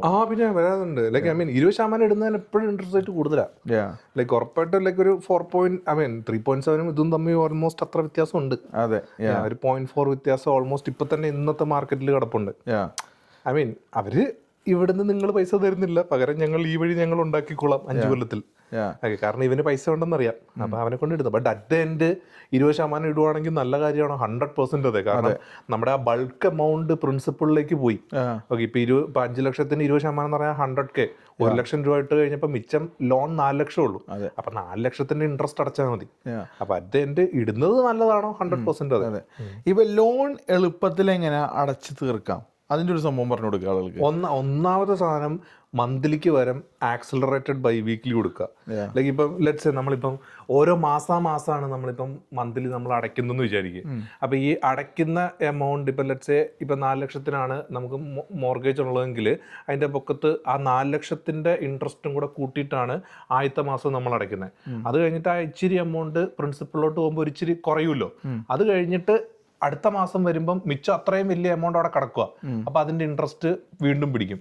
അതേസമയം ബൈ വീക്ക്ലി പിടിക്കുവാണെങ്കിൽ ഓരോ 15 ദിവസം കൂടുമ്പോഴും പൈസ പ്രിൻസിപ്പളിലോട്ട് പൊക്കോണ്ടിരിക്കും. അപ്പൊ പ്രിൻസിപ്പിൾ കുറയുന്നതനുസരിച്ച് ആ ഇൻട്രസ്റ്റ് പിടിക്കുന്നത് കുറയും. അപ്പം അടയ്ക്കാൻ പറ്റുന്ന ഒരു സാഹചര്യമാണെങ്കിൽ ഉറപ്പായിട്ടും biweekly accelerated biweekly പേയ്മെന്റുകളിൽ പോവുക. അതാകുമ്പോഴത്തേക്ക് അറ്റ് ദ എൻഡ് നമ്മൾ ഇൻട്രസ്റ്റ് അടയ്ക്കുന്നത് കുറയും. അത് കാരണം തന്നെ നമുക്ക് ടോട്ടൽ അമോർട്ടൈസേഷൻ എന്ന് പറഞ്ഞാൽ total length of the mortgage അത് നമ്മൾ ഓട്ടോമാറ്റിക്കലി കുറഞ്ഞോളും. ഓക്കെ, പിന്നെ മറ്റൊരു വഴി എന്ന് പറഞ്ഞാൽ നമുക്ക് ഈ ബാങ്കുകാർ ഇപ്പം ഓക്കെ ഞാൻ ഇങ്ങനെ പറഞ്ഞുതരാം. ഇപ്പം let's total length of the mortgage അതിപ്പം 25 വർഷം അല്ലെങ്കിൽ 30 വർഷത്തേക്കാണ് നമുക്ക് ടോട്ടൽ മോർഗേജ് കിട്ടുക. ഓക്കെ, അതിപ്പം നമ്മൾ ഒരേ ബാങ്കിൽ 30 വർഷത്തേക്ക് നമ്മൾ ഇരിക്കുവല്ല ചെയ്യുന്നത്, അതിനെ പല പല ടേം ആയിട്ട് നമ്മൾ മുറിക്കും. അപ്പോൾ ഒരു 5 കൊല്ലത്തിന്റെ അല്ലെങ്കിൽ 3 കൊല്ലത്തിന്റെ ഇതൊക്കെയാണ് നോർമലി എല്ലാവരും എടുക്കണേ. അപ്പോൾ ഒരു 5 കൊല്ലത്തിന്റെ ടേം ആണെങ്കിൽ ഏത് ബാങ്കിലാണോ നമ്മൾ ആ 5 കൊല്ലത്തേക്ക് അവിടെ തന്നെ നമ്മൾ ഇരിക്കും. അത് കഴിഞ്ഞിട്ട് 5 കൊല്ലം കഴിയുമ്പം അവിടെ തന്നെ വേണേൽ കണ്ടിന്യൂ ചെയ്യാം, അല്ല വേറെ ഏതെങ്കിലും ഒരു ബാങ്കിൽ പോകണമെങ്കിൽ വീണ്ടും കണ്ടിന്യൂ ചെയ്യാം. അങ്ങനെ വീണ്ടും ഒരു 5 എടുത്ത് അങ്ങനെ 5 എടുത്ത് അങ്ങനെയാണ് തീർക്കുക. ഇപ്പം നമ്മളിപ്പോൾ ഒരു 5 കൊല്ലത്തിൻ്റെ ഒരു മോർഗേജ് നമ്മളിപ്പോൾ ഒരു ബാങ്കിൽ എടുത്തിട്ടുണ്ടെങ്കിൽ ഒട്ടുമിക്ക ബാങ്കുകാരും പ്രീപേയ്മെന്റ് പ്രിവിലേജ് എന്ന് പറഞ്ഞൊരു സാധനം തരും. അതായത് നമ്മളിപ്പോൾ എല്ലാ മാസവും മോർഗേജ് അടയ്ക്കുന്നു, അത് കൂടാണ്ട് ലൈക്ക് നമുക്കൊരു സർട്ടൻ പോർഷൻ നോർമലി ഒരു 15% to 20% ഇനീഷ്യൽ മോർഗേജിന്റെ അത്രയും ശതമാനം നമുക്ക് എല്ലാ വർഷവും നമുക്ക് അതിനകത്തോട്ട് ഇടാൻ പറ്റും. നിങ്ങളുടെ കയ്യിൽ ബൾക്ക് എമൗണ്ട് ഉണ്ടെങ്കിൽ അതിനകത്തോട്ട് നമുക്ക് കൊണ്ട് ഇടാനായിട്ട് പറ്റും. ലൈക്ക് വേണമെങ്കിൽ 5 കൊല്ലത്തിലും തീർക്കാം. അതെ, ഓക്കെ, ഈ പറയുന്ന എമൗണ്ട് നമുക്കിപ്പോൾ ഈ പറഞ്ഞ 5 ലക്ഷത്തിന്റെ 20% എന്ന് പറഞ്ഞാൽ എത്രയാ? 1 ലക്ഷം രൂപ, അതായത് ഒരു വർഷത്തിൽ ഒരു ഫിനാൻഷ്യൽ ഇയറിൽ നമുക്ക് വേണമെങ്കിൽ 1 ലക്ഷം രൂപ വരെ നമുക്ക് വേണമെങ്കിൽ ഇടാം. എന്നിട്ട് വേണമെങ്കിൽ 5 കൊല്ലത്തിൽ നമുക്ക് തീർക്കാൻ പറ്റും. കാശുള്ളവരെ കൊണ്ട് പെട്ടെന്ന് തീർക്കാൻ പറ്റും. ഓക്കെ, അങ്ങനെ തീർക്കാനാണെങ്കിൽ ഇപ്പൊ എന്തൊക്കെ നടത്താനവിടെ, അതും നോർത്ത് അമേരിക്കയിൽ അല്ലേ 1 ലക്ഷം തീർക്കുന്നവരുണ്ട്. ലൈക്ക് പ്രീപേയ്മെന്റ് ആയിട്ടിട്ട് നേരത്തെ ലൈക്ക് എമൗണ്ട് കുറയ്ക്കുന്നവരുണ്ട്, കയ്യിൽ കാശുള്ളവരുണ്ട്. അല്ല 5 വർഷത്തിൽ എന്റെ ആരും തീർത്തിട്ടില്ല. ഈ പറഞ്ഞില്ല നമ്മുടെ ക്ലയൻസ് കുറച്ച് പേര് ഈ പറഞ്ഞ പോലെ 10 വർഷത്തിൽ തീർത്ത ആളൊക്കെ ഉണ്ട്. അവര് നല്ല, പക്ഷെ അവരെ മേടിച്ച വാല്യൂ അല്ല വീടിന് ഇപ്പോ. പണ്ട് വെച്ചാൽ അവര് 2.5 ലക്ഷത്തിന് പുതിയ വീട് 7 വർഷം മുമ്പ് മേടിച്ചതാ. നേരെ ആ സെയിം വീട് ഇപ്പൊ വിൽക്കുന്നത് 6 ലക്ഷം 6.5 ലക്ഷത്തിനാ. സത്യമാണ്. അപ്പൊ അങ്ങനെ വരുമ്പോ വേറെ. പിന്നെ ഞാൻ എല്ലായിടത്തും പറയണത് ഇപ്പൊ ഈ പറഞ്ഞ പോലെ ആക്സിലേറ്റ് ബൈ വീക്കിലേക്ക് മാറാം. സെമി മന്ത്ലിനെക്കാളും 26 പേയ്മെന്റും ഉണ്ടല്ലോ. അതെ, 26 മന്ത്ലി. ഒരു വർഷത്തിൽ നമുക്ക് 12 മാസമുണ്ട്. അതെ, അപ്പൊ അതിന്റെ പകുതിയാക്കുമ്പോഴത്തേക്ക് 24, 12 × 2 24 സെമി മന്ത്ലി എന്ന് പറഞ്ഞ സാധനം വരുന്നത്. അതേസമയം ആക്സലറേറ്റഡ് ബൈ വീക്ക്ലി വരുമ്പോഴത്തേക്ക് 26 വരുന്നുണ്ട്. അതിന്റെ കാരണം എന്താണെന്ന് ചോദിച്ചാൽ, സത്യസന്ധമായിട്ട് പറഞ്ഞാൽ ഒരു വർഷത്തിൽ 52 ആഴ്ചയുണ്ട്. അപ്പൊ ഓരോ 2 ആഴ്ച കൂടുമ്പോൾ 2 ആഴ്ച കൂടുമ്പോൾ വിളിക്കാം. അപ്പൊ 52 ഡിവൈഡഡ് ബൈ 2 26 പേയ്മെന്റ്. അപ്പം 2 പേയ്മെന്റ് കൂടുതൽ വരും. ഇവിടെ എല്ലാവരുടെ അങ്ങനെ അടയ്ക്കാനാ പറയാം. കാരണം ഇവർക്ക് പേ കിട്ടുന്നത് അങ്ങനെ തന്നെയാണ് മോസ്റ്റ്ലി എല്ലാവർക്കും ബൈ വീക്ക്ലി ഒരു വെള്ളിയാഴ്ച പേയ്മെന്റ് അങ്ങോട്ട് കയറും. എല്ലാവരും സന്തോഷത്തില്ല. അത് തിങ്കളാഴ്ച ആകുമ്പോഴേക്കും പേയ്മെന്റ് അടച്ചു കഴിയുമ്പോൾ അതും തീർന്നു. ഇതാണ് അവസ്ഥ. പക്ഷെ എല്ലാരും അങ്ങനെയാണ് ഇവിടെ ജീവിക്കുന്നത്. അത് വേറെ സേവ് ചെയ്യാനോ അങ്ങനത്തെ സംഭവങ്ങളൊന്നും നടക്കില്ല. പിന്നുണ്ടല്ലോ ഈ അടച്ചു തീർക്കുന്നതിനെ കുറിച്ച് ഒരു വാക്യം കൂടെ. അതായത് ഇപ്പം ഞാൻ എപ്പോഴും പറഞ്ഞു കൊടുക്കുന്നത്, അതായത് നമ്മളിപ്പോൾ താമസിക്കാൻ പോകുന്ന വീട്, അല്ലെങ്കിൽ നമ്മളിപ്പോൾ കുറേ നാളത്തേക്ക് താമസിക്കുന്ന ഒരു വീടാണ്. ഇപ്പം നമ്മുടെ വീട്ടുകാരൊക്കെ ചെയ്യുന്ന പോലെ നമ്മളെ താമസിക്കുന്ന ഒരു വീടാണെങ്കിൽ എത്രയും പെട്ടെന്ന് ലോൺ അടച്ച് തീർക്കുക. 100% ഒരു വീട് നമ്മൾ അടച്ച് തീർക്കുന്ന, നമ്മൾ താമസിക്കുന്ന വീട് ലോൺ അടച്ച് തീർക്കുക എന്ന് തന്നെ ഞാൻ എപ്പോഴും പറയും. അത് കഴിഞ്ഞിട്ട് പക്ഷേ നിങ്ങൾ അതിന്റെ കൂട്ടത്തിൽ കുറെ ഇൻവെസ്റ്റ്മെന്റ് പ്രോപ്പർട്ടീസ് വാങ്ങിക്കുന്നുണ്ടായിരിക്കും. ഒരിക്കലും തീർക്കരുത്, അവിടെ തന്നെ കിടക്കണം. അതിനെ വേണം നമ്മൾ ഈ റീഫൈനാൻസ് ചെയ്ത് വീണ്ടും പൈസ എടുത്ത് ആ പൈസ വെച്ചിട്ട് നമുക്ക് വേറെ അങ്ങനെ പല പല കാര്യങ്ങളും ചെയ്ത്. പക്ഷെ നമ്മൾ താമസിക്കുന്ന വീടിന്റെ മാക്സിമം ഇട്ട് മേടിക്കുക. മാക്സിമം 20% ഇടാൻ പറ്റുവാണെങ്കിൽ 20% ഇട്ട് മാക്സിമം പരിപാടി തീർത്തു വിടുക താമസിക്കുന്ന വീടിന്. കാര്യം അത് എപ്പോഴും പ്രൊട്ടക്ട് ചെയ്യാൻ നോക്കുക. ആ സംഭവം അത് നമ്മുടെ അസറ്റാണ്. അത് അസറ്റാണ്. ബട്ട് മറ്റേത് പക്ഷേ ഏറ്റവും ഈ കൺട്രിയിൽ എന്ന് വെച്ച് നോക്കി എല്ലായിടത്തും ഞാനും പറയുന്ന സെയിം സംഭവം. ഏറ്റവും മിനിമം കാശ് ഇട്ടിട്ട് മാക്സിമം ഔട്ട്കം മേടിച്ചെടുക്കുക അതിനകത്ത് നിന്ന്. അതാണ് മിനിമം ഡൗൺ ഇട്ട് നമുക്ക് ഒരുപാട് ഓപ്ഷൻസ് ഉണ്ട്. കാര്യം എന്ന് വെച്ചാൽ എല്ലാവരും പറയാറില്ല ഇൻവെസ്റ്റ്മെന്റ് പ്രോപ്പർട്ടി. ആ ചോദ്യത്തിലേക്ക് വരാം. എല്ലാവരും ഇൻവെസ്റ്റ്മെന്റ് പ്രോപ്പർട്ടി, അത് 20% ഉണ്ട് ഇൻവെസ്റ്റ്മെന്റ് പ്രോപ്പർട്ടി മേടിക്കാൻ. എന്നെ കൊണ്ട് അത് പറയല്ലേ, ലീഗലി അത് തെറ്റാ. ലീഗലി തെറ്റാ. പക്ഷേ കാര്യം എന്ന് വെച്ച് കഴിഞ്ഞാൽ ലീഗലി ഓപ്ഷൻസ് ഉണ്ട് ഇതിനകത്ത്. ഉണ്ട് ലീഗലി 1, 2, 3 ഒക്കെ നമ്മൾ വാങ്ങി കൊടുക്കും. 5% നമുക്ക് മേടിക്കാം. കാര്യം അതിന് വഴികളുണ്ട്. അതിനുവേണ്ടി എന്ത് ചെയ്യണം? വിളിക്കണം. അതിന് ഫോൺ വിളിച്ചാൽ NDA ഒക്കെ സൈൻ ചെയ്തിട്ടോ സംസാരിക്കാൻ പറ്റില്ല. NDA ഒക്കെ സൈൻ ചെയ്തിട്ടുണ്ട് അതൊക്കെ പറഞ്ഞു കൊടുക്കുള്ളൂ. ബട്ട് ഒരുപാട് പേര് മേടിക്കുന്നത് എങ്ങനെയാണ്? അതിപ്പോ കാനഡയിൽ മാത്രമല്ല എല്ലായിടത്തും ആളുകൾ ചെയ്യുന്നൊരു കാര്യമാണത്. ലൈക്ക് പ്രോപ്പറായിട്ട് ഇപ്പം ലൈക്ക് ഞാൻ പറയട്ടെ, അതിനകത്തൊരു എന്തേലും തെറ്റുണ്ടെങ്കിൽ ബാങ്കുകാർ ഇത് അനുവദിക്കത്തില്ല. ലൈക്ക് ഇത് നമ്മൾ സ്റ്റോറി പ്രോപ്പറായിട്ട് പ്ലേസ് ചെയ്യുക എന്നാണ് ഞാൻ പറയുന്നത്. ലൈക്ക് ഇത് ബൈ ബുക്ക് തെറ്റാണോ? കൈൻഡ് ഓഫ് തെറ്റാണ്. But that is A loop whole. അവിടെ അല്ല, ഞാൻ ലൂപ്പ് ഹോളാണ് ഞാൻ പറയുന്നത്. ലൈക്ക് ഇപ്പൊ ഇവിടുത്തെ കാനേഡിയൻസ് തന്നെ ഇത് ചെയ്യുന്ന സാധനമാണ്. ലൈക്ക് ഇവന്മാര് ലൈക്ക് ഇപ്പൊ വീട് വാങ്ങും, എന്നിട്ട് ഒരു വീട്ടിൽ കഴിയുമ്പോഴത്തേക്ക് അത് പറ്റത്തില്ലെന്ന് പറഞ്ഞിട്ട് പോയിട്ട് വേറെ സാധനം വാങ്ങും. ലൈക്ക് ആ സെയിം സാധനം തന്നെ നമ്മളത് പറ്റത്തില്ലെന്ന് പറഞ്ഞിട്ട് വിൽക്കണില്ല.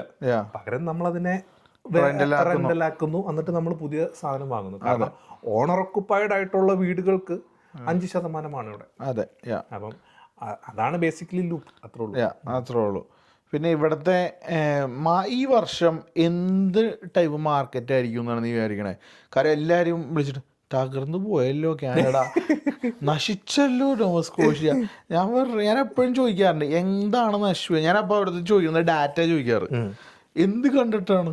ഞാൻ നാട്ടിലെ ന്യൂസ് കണ്ടു, അല്ലെങ്കിൽ കാനഡ ഹൗസിംഗ് മാർക്കറ്റ് തകർന്നു എന്നാണ് പറയുന്നത്. ഞാൻ പറഞ്ഞത് കാനഡ എന്ന് പറഞ്ഞ ഒരു സ്ഥലം വ്യത്യാസമുണ്ട്, നോവസ്കോഷ്യ എന്നൊരു സ്ഥലം വ്യത്യാസമുണ്ട്.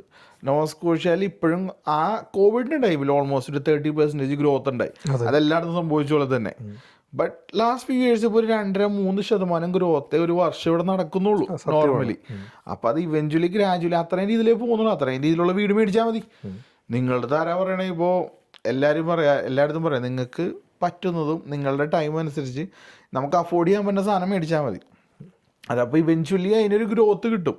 ഇപ്പോൾ ആരും പറയാറില്ല, ഇപ്പോൾ ചിലവർ വീണ്ടും ഓവർ പ്രൈസ് ചെയ്തിടാറുണ്ട്. ഫോർ എക്സാമ്പിൾ ഇപ്പോൾ ഒരു 6 ലക്ഷത്തിൻ്റെ വാല്യൂലുള്ള വീട് ചില ആളുകൾ നേരെ അത് 6.5-7 പറഞ്ഞിടും. ജസ്റ്റ് ബിക്കോസ് അവർ 7 ലക്ഷത്തിന് ആ വീട് ലിസ്റ്റ് ചെയ്ത് നമുക്ക് 7 ലക്ഷത്തിന് മേടിക്കണമെന്നില്ല, ഒരു നിർബന്ധമില്ല. നമ്മൾ അതുകൊണ്ടാണ് നമ്മൾ ആസ് എ റിയൽട്ടർ എൻ്റെ ജോലിയാണ് നമ്മൾ ആ ഏരിയയുടെ മാർക്കറ്റ് വാല്യൂ അറിഞ്ഞിട്ട് ആ പ്രോപ്പർ വാല്യൂ ആണ് അത് ഓഫറായിട്ട് സബ്മിറ്റ് ചെയ്യുന്നത്. ജസ്റ്റ് ബിക്കോസ് ഓക്കെ എനിക്ക് 7 ലക്ഷം രൂപയുടെ വീട് മേടിക്കാൻ പറ്റും, ഒരു 7 ലക്ഷത്തിൻ്റെ വീട് ഞാൻ കണ്ടു, നമുക്കത് മേടിച്ചാലോ എന്നും പറഞ്ഞിട്ട് നമ്മൾ വെറുതെ പോയി ഞാനവിടെ പോയി നിങ്ങളുടെ അടുത്ത് പറയുന്നില്ല നിങ്ങളത് മേടിക്കാൻ. നമ്മൾ ആ ഏരിയയിൽ നോക്കുമ്പോൾ ചിലപ്പോൾ ആ വീടിന് ഈ പറഞ്ഞ 6.5 കാണുള്ളൂ. നമ്മളത് വെച്ച് പറ്റുമെന്നുണ്ടെങ്കിൽ നമ്മളത് മേടിക്കാം. നമുക്ക് ഡാറ്റാസ് ഉണ്ട് കാണിക്കാനായിട്ട്, ഈ വീടിൻ്റെ വാല്യൂ ഇത്രേ ഉള്ളൂ.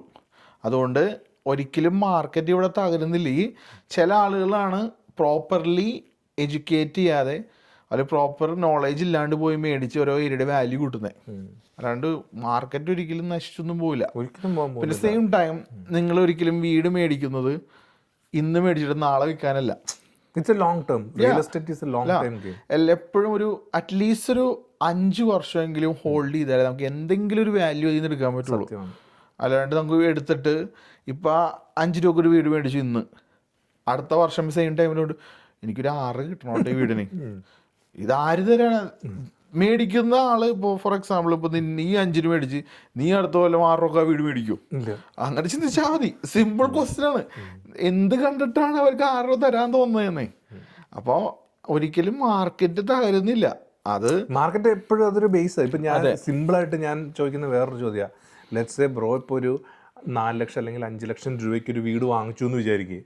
5 ലക്ഷത്തിന് വാങ്ങിച്ച വീട് 4.99 വിൽക്കുമോ? ഇല്ല, ഒരിക്കലും വിൽക്കാൻ പോകുന്നില്ല. ആ വാങ്ങുന്ന വില ബേസ് പ്രൈസ് ആയി മാറി. അത് പിന്നെ അത് കൂടാനായിട്ടേ പോകുന്നുള്ളൂ. 1 രൂപ കൂടുതൽ കിട്ടിയാൽ അത് വിൽക്കത്തുള്ളൂ. അതെ, അപ്പം ഇത് ഒരിക്കലും താഴോട്ടല്ല പോകുന്നത്. ഇതിപ്പോ താഴോട്ട് പോകുന്നതാണ്. ഇപ്പോ ഭയങ്കര ഓവർ പ്രൈസ് ചെയ്ത് നമ്മൾ ആദ്യമേ പറഞ്ഞ സംഭവം. ഒരുപാട് ഇപ്പോ 5 ലക്ഷം രൂപ വാല്യൂ ഉള്ള വീട് ഒരു നോളേജും ഇല്ലാണ്ട് പോയി അത് 7.5-8 മേടിച്ച്, എന്നിട്ട് അത് ശരിക്കും 5 വർഷം കഴിഞ്ഞപ്പോ ആ വീടിന് വാല്യൂ അത്രേ ഉള്ളൂ. എന്നിട്ട് പറയുവാണ് എനിക്കതിന് 1 മില്യൺ കിട്ടണമെന്ന് പറഞ്ഞാൽ തരില്ലാരും, ഒരിക്കലും തരാൻ പോകുന്നില്ല. അതാണ് മിക്ക കുറേ പ്രൊവിൻസുകൾ സംഭവിച്ചതും. ഇവിടെ കുറച്ച് ടൊറന്റോ പോലുള്ള വലിയ കാര്യം അവിടെ എന്ന് പറയുമ്പോൾ കാര്യം പെട്ടെന്ന് ഒരിടക്ക് എന്താ സംഭവിച്ചതെന്ന് വെച്ചാൽ അറിയാലോ, കോവിഡിന്റെ ടൈമിൽ എല്ലായിടത്തും സംഭവിച്ചത് ആ ടൈമിലാണ്. കൂടുതൽ ഇൻട്രസ്റ്റ് റേറ്റ് നേരെ എന്ന് പറയുമ്പോൾ 4%, 5% ഇൻട്രസ്റ്റ് ഉണ്ടായിരുന്ന സാധനം എത്രയാ വന്നത്? 1.72% ആ റേഞ്ചിൽ എല്ലാവരും വിചാരിച്ചു നേരെ 5 ലക്ഷം രൂപ അഫോർഡബിൾ ആയിരുന്നത് ആൾക്ക് എത്ര കിട്ടിക്കൊണ്ടിരുന്നത്? ലൈക്ക് 5 ലക്ഷം ഇപ്പൊ ഒരു നോർമലി 4% 5 ലക്ഷം കിട്ടുന്നവന് 2% ഇൻട്രസ്റ്റ് ഉള്ളെങ്കിൽ ഓൺ ദ സ്പോട്ട് അവൻ 6 ലക്ഷം 7 ലക്ഷം കിട്ടും. അതെ, ഓക്കെ. അപ്പം അവരുടെ അഫോർഡബിലിറ്റി അങ്ങ് കൂട്ടിക്കളഞ്ഞ് അവര് പോയി വാങ്ങി. അഫോർഡബിലിറ്റി കൂടി. പക്ഷെ അവരെ കുറെ പേര് ചിന്തിക്കാത്തൊരു സംഭവം അതാണ്, ഇതെനിക്ക് വേണോ എന്നുള്ളൊരു ചോദ്യം. കുറെ പേര് എപ്പോഴും ചോദിക്കുന്നൊരു സാധനമാണ്, എനിക്ക് 7 ലക്ഷം രൂപ അപ്രൂവ് ആയിട്ടുണ്ട്, നമുക്കൊരു 7 ലക്ഷം വരെ നോക്കാം. ഞാൻ പറയും എന്തിനാ, നിങ്ങളുടെ റിക്വയർമെന്റ് എന്താ? നമുക്ക് ഈ പറഞ്ഞ വീട് നമുക്കൊരു 4 ലക്ഷം 5 ലക്ഷത്തിന് ചിലപ്പോൾ കിട്ടാം, നമുക്ക് അവിടെ നിന്ന് നോക്കി തുടങ്ങിയാൽ പോരെ? അത് മതി അപ്പോഴാണ് കാര്യം വെച്ചാൽ എല്ലാരും വിചാരിക്കുന്നത് 7 ലക്ഷം രൂപ എന്ന് വെച്ചാൽ അതൊരു ബേസ് ആയിട്ട് വെക്കുക. സത്യം ഞാൻ സ്ഥിരം പറയുന്ന കേസാ. നിങ്ങൾക്ക് ഈ 7 ലക്ഷം കിട്ടിയാൽ 7 ലക്ഷത്തിനും പോയി വാങ്ങരുത്. നമ്മളിപ്പോ ഒരു വീട് നിങ്ങൾക്ക് ഇഷ്ടപ്പെട്ട ഒരു സാധനം ഏറ്റവും വിലക്കുറവ് നിങ്ങൾക്ക് എപ്പോ വാങ്ങാൻ പറ്റുമോ അതാണ് വാങ്ങണ്ടേ, അല്ലാണ്ട് പോയി 7 ലക്ഷത്തിന് പോയി. നിങ്ങളുടെ ഈ പറഞ്ഞ സംഭവം എന്ന് വെച്ചാൽ ഇവിടെ കനേഡിയൻ ലൈഫ് സ്റ്റൈൽ എന്ന് പറഞ്ഞാൽ 1000 രൂപ കിട്ടി, 1000 രൂപ നിങ്ങൾക്ക് ഇൻകം ഉണ്ട്, 1000 രൂപ അത് വെച്ചിട്ടാണ് ഇവിടെ നിങ്ങൾക്ക് മോർഗേജ് അപ്രൂവൽ വരുന്നത്. പക്ഷെ നമ്മുടെ അക്കൗണ്ടിലേക്ക് 1000 രൂപ വരണുണ്ടോ? ഇല്ല. അതാണ് പ്രശ്നം. 1000 രൂപ ചിലപ്പോൾ നമ്മുടെ കയ്യിലേക്ക് കിട്ടുന്നത് ഇപ്പോൾ 700 രൂപയായിരിക്കും. അപ്പൊ അങ്ങനെ വരുമ്പോ നിങ്ങൾക്ക് 7 ലക്ഷത്തിന്റെ വീട് മേടിക്കാൻ പറ്റുമോ? ചിലപ്പോൾ പറ്റിയെന്ന് വരില്ല. അപ്പൊ അതും ഒന്ന് ശ്രദ്ധിക്കണം. 100%. ഞാൻ അതുകൊണ്ടാണ് എപ്പോഴും എന്തെങ്കിലും വരുമ്പോൾ ഞങ്ങൾ ഒരുമിച്ച് ഒരുപാട് വർക്ക് ചെയ്യുന്നതാണ്. അപ്പോൾ ഞാൻ എപ്പോഴും പറയും കറക്റ്റ് നിങ്ങളുടെ നമ്പേഴ്സ് അവൻ്റെ അടുത്ത് പോയി നോക്ക്, കറക്റ്റ് എക്സ്പെൻസസ് നിങ്ങൾക്ക് എത്ര അഫോർഡ് ചെയ്യാൻ പറ്റും ഇതെല്ലാം നോക്ക്. നിങ്ങൾക്ക് അപ്രൂവൽ അല്ല നിങ്ങളുടെ നോക്കേണ്ടത്, നിങ്ങളുടെ അഫോർഡബിലിറ്റി നോക്കി പേയ്മെന്റുകൾ നിങ്ങളെ കൊണ്ട് താങ്ങാൻ പറ്റും. നിങ്ങൾക്ക് താങ്ങാൻ പറ്റുന്ന ഒരു എമൗണ്ട് അത് വെച്ചിട്ട് നമുക്ക് പിടിക്കാം. ഇങ്ങനെ കുറേ വരാണ്. ഇപ്പൊ ഇതേ സെയിം ഉത്തരം തന്നെ 7 ലക്ഷം രൂപ പറഞ്ഞു, 7 ലക്ഷത്തിന് മേടിക്കാം. ഞാനപ്പോൾ ചോദിക്കും, അടുത്ത ചോദ്യം ചോദിക്കണത്, ഈ 7 ലക്ഷത്തിന് എത്ര പേയ്മെൻറ്റ് വരും നിങ്ങൾക്ക് അറിയാമോ? അതില്ല. ശരി. യാ, അപ്പം ചില കുറേ സ്ഥലത്ത് അവർ ചിലപ്പോൾ അവർ ഈ മോർഗേജ് ഏജൻസിനെയും ഷോപ്പ് അറൗണ്ട് ചെയ്യും, റിയൽ എസ്റ്റേറ്റ് ഏജൻസിനെയും ഷോപ്പ് അറൗണ്ട് ചെയ്യും. അതേപോലെ തന്നെ കുറേ സ്ഥലത്ത് പോകുമ്പോൾ അവർ അപ്രൂവലേ കൊടുക്കുന്നുള്ളൂ, കൂടുതൽ അവിടെ നിന്ന് കുറേ ഡീറ്റെയിൽസ് ഒന്നും കൊടുക്കുന്നില്ല. ഐ മീൻ ഈ പ്രീ അപ്രൂവൽ എന്ന് പറയുന്ന സാധനം തന്നെ ഉടായ്പ. അതെ, ഐ മീൻ ഉടായ്പ ഞാൻ പറയത്തില്ല, ഇൻട്രസ്റ്റ് റേറ്റ് ലോക്ക് ചെയ്യുക എന്നുള്ള ഉദ്ദേശം മാത്രമേ ഉള്ളൂ. അതിപ്പോ ഞാനിപ്പോ ഒരു പ്രീ അപ്രൂവലിന് ഞാൻ ഏതെങ്കിലും ഒരു ബാങ്കിലോട്ട് ഞാൻ കൊണ്ടു കൊടുത്താൽ ഞാൻ പറയുന്ന കാര്യം എന്താണോ അത് വിശ്വസിച്ചിട്ട് അവരെനിക്കൊരു ലെറ്റർ തരും. അന്നത്തെ അവരുടെ ഇൻട്രസ്റ്റ് റേറ്റ് ഇപ്പൊ 3.7 ആയിക്കോട്ടെ, 3.8 ആയിക്കോട്ടെ, അത് ലോക്ക് ചെയ്ത് 120 ദിവസത്തേക്ക് ലോക്ക് ചെയ്തിട്ട് എനിക്കൊരു പേപ്പർ തരും. അത്രേ ഉള്ളൂ. ഡോക്യുമെന്റ് ഒന്നും നോക്കുന്നില്ല. അതെ, ഞാൻ പറയുന്നത് എന്തോ അത് കേട്ടിട്ട് എനിക്ക് തരുന്നു. ഇത് എല്ലാവരും പറയുന്ന സാധനം. ഇപ്പൊ എൻ്റെ അടുത്ത് ഒരാൾ ചോദിക്കുന്നു, ശമ്പളം എത്രയുണ്ട്? അവര് ഇത്രയുണ്ട്. എന്ത് അത്ര ഒന്നും ഉണ്ടാവില്ല. കാര്യം അത് കഴിഞ്ഞിട്ട് ചിലപ്പോൾ നമ്മളെന്തൊക്കെയോ നമുക്ക് ചിലപ്പോൾ പറയും ക്രെഡിറ്റ് കാർഡ് ചിലപ്പോൾ ഒരു 10,000 രൂപ അടയ്ക്കാനുണ്ടാവും. ചിലപ്പോൾ നമുക്ക് ഓർമ്മ ഉണ്ടാകണമെന്നില്ല. അത് ചിലപ്പോൾ ക്രെഡിറ്റ് കാർഡിന് വിഴുങ്ങിക്കളി. അതാണ്, അത് കാരണമാണ് ഞാൻ എപ്പോഴും പറയണേ, ലൈക്ക് ഇപ്പൊ നമ്മളിപ്പോ ഒരു മാർക്കറ്റിലേക്ക് ഇറങ്ങി പോകുന്നതിന് മുന്നേ first thing go and check your affordability. അതായത് ഇപ്പൊ എന്റെ അടുക്കലോട്ട് വരുമ്പോഴത്തേക്ക് എലിജിബിലിറ്റി അല്ല, എന്താ വെച്ചാൽ അഫോർഡബിലിറ്റി. അതെ, അപ്പൊ എന്റെ അടുക്കലോട്ട് വരുമ്പോൾ ഞാൻ അവിടെ നോക്കാൻ പോകുന്നെന്ന് പറഞ്ഞാൽ ഞാൻ അവരുടെ കൂട്ടത്തിൽ ഒരു മണിക്കൂർ ഇരിക്കും. ലൈക്ക് 100% അവരോട് എനിക്ക് ഇരിക്കണം. കാരണം എന്നിട്ട് അവരോട് ഇരുന്ന് കഴിയുമ്പോൾ, കാരണം അവർക്ക് ഞാനിപ്പോൾ ഒരു ആപ്ലിക്കേഷൻ കൊടുത്തു കഴിഞ്ഞാൽ ലൈക്ക് സ്വന്തമായിട്ട് ഫില്ല് ചെയ്തിട്ട് എനിക്ക് തരാൻ പറഞ്ഞാൽ അവര് വായി തോന്നിയ സാധനങ്ങൾ ഫില്ല് തന്നിട്ട് എനിക്ക് തരും. ലൈക്ക് അതല്ല എനിക്ക് വേണ്ടേ. ഞാൻ അവരുടെ കൂട്ടത്തിൽ ഒന്ന് ഇരുന്നിട്ട് ഞാൻ അതിനെ പ്രീ ക്വാളിഫിക്കേഷൻ എന്നാ വിളിക്കുക. ഞാൻ സ്വന്തമായിട്ട് ഇട്ട് പേരാ കേട്ടോ.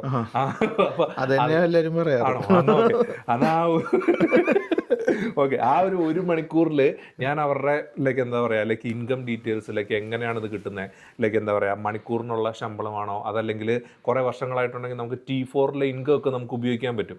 ലൈക്ക് അതൊക്കെ നമുക്ക് ഇൻകം, ലൈക്ക് 1 രൂപയ്ക്ക് 1 രൂപ കൂടുതൽ കിട്ടിയാൽ അത്ര അഫോർഡബിലിറ്റി കൂടുക നമുക്ക് ചെയ്യുന്നത്. അപ്പോൾ ആ പറയുന്ന കാര്യങ്ങളെല്ലാം ഇൻകത്തിൽ നമ്മൾ നോക്കും. ഞാൻ എന്നിട്ട് എന്തൊക്കെയാണ് നിങ്ങൾക്ക് ചിലവാകുന്നതെന്ന് അറിയാവോ, ഈ പറയുന്ന 3 ചിലവുകളെല്ലാം ഞാൻ പറഞ്ഞു കൊടുക്കും. പിന്നെ ലയബിലിറ്റീസ് ഞാൻ ക്രെഡിറ്റ് ചെക്ക് ചെക്ക് ചെയ്യത്തേ ഇല്ല. ലൈക്ക് തുടക്കത്തിൽ ക്രെഡിറ്റ് ചെക്ക് ചെയ്യേണ്ട കാര്യമില്ല. അവരുടെ ഫോണിലെ ആപ്പിനകത്ത് നോക്കി അവർ ഏകദേശം ഐഡിയ കിട്ടും നമുക്ക് എന്നതാന്നുള്ളത്. അപ്പൊ അവരുടെ ഫോണിൽ നോക്കിയിട്ട് ഞാൻ ചോദിക്കത്തുള്ളൂ എപ്പോഴും. എന്നിട്ട് ഓരോ ക്രെഡിറ്റ് കാർഡും കാര്യങ്ങളൊക്കെ എത്രയാന്നുള്ളത് ഞാൻ ചോദിക്കും.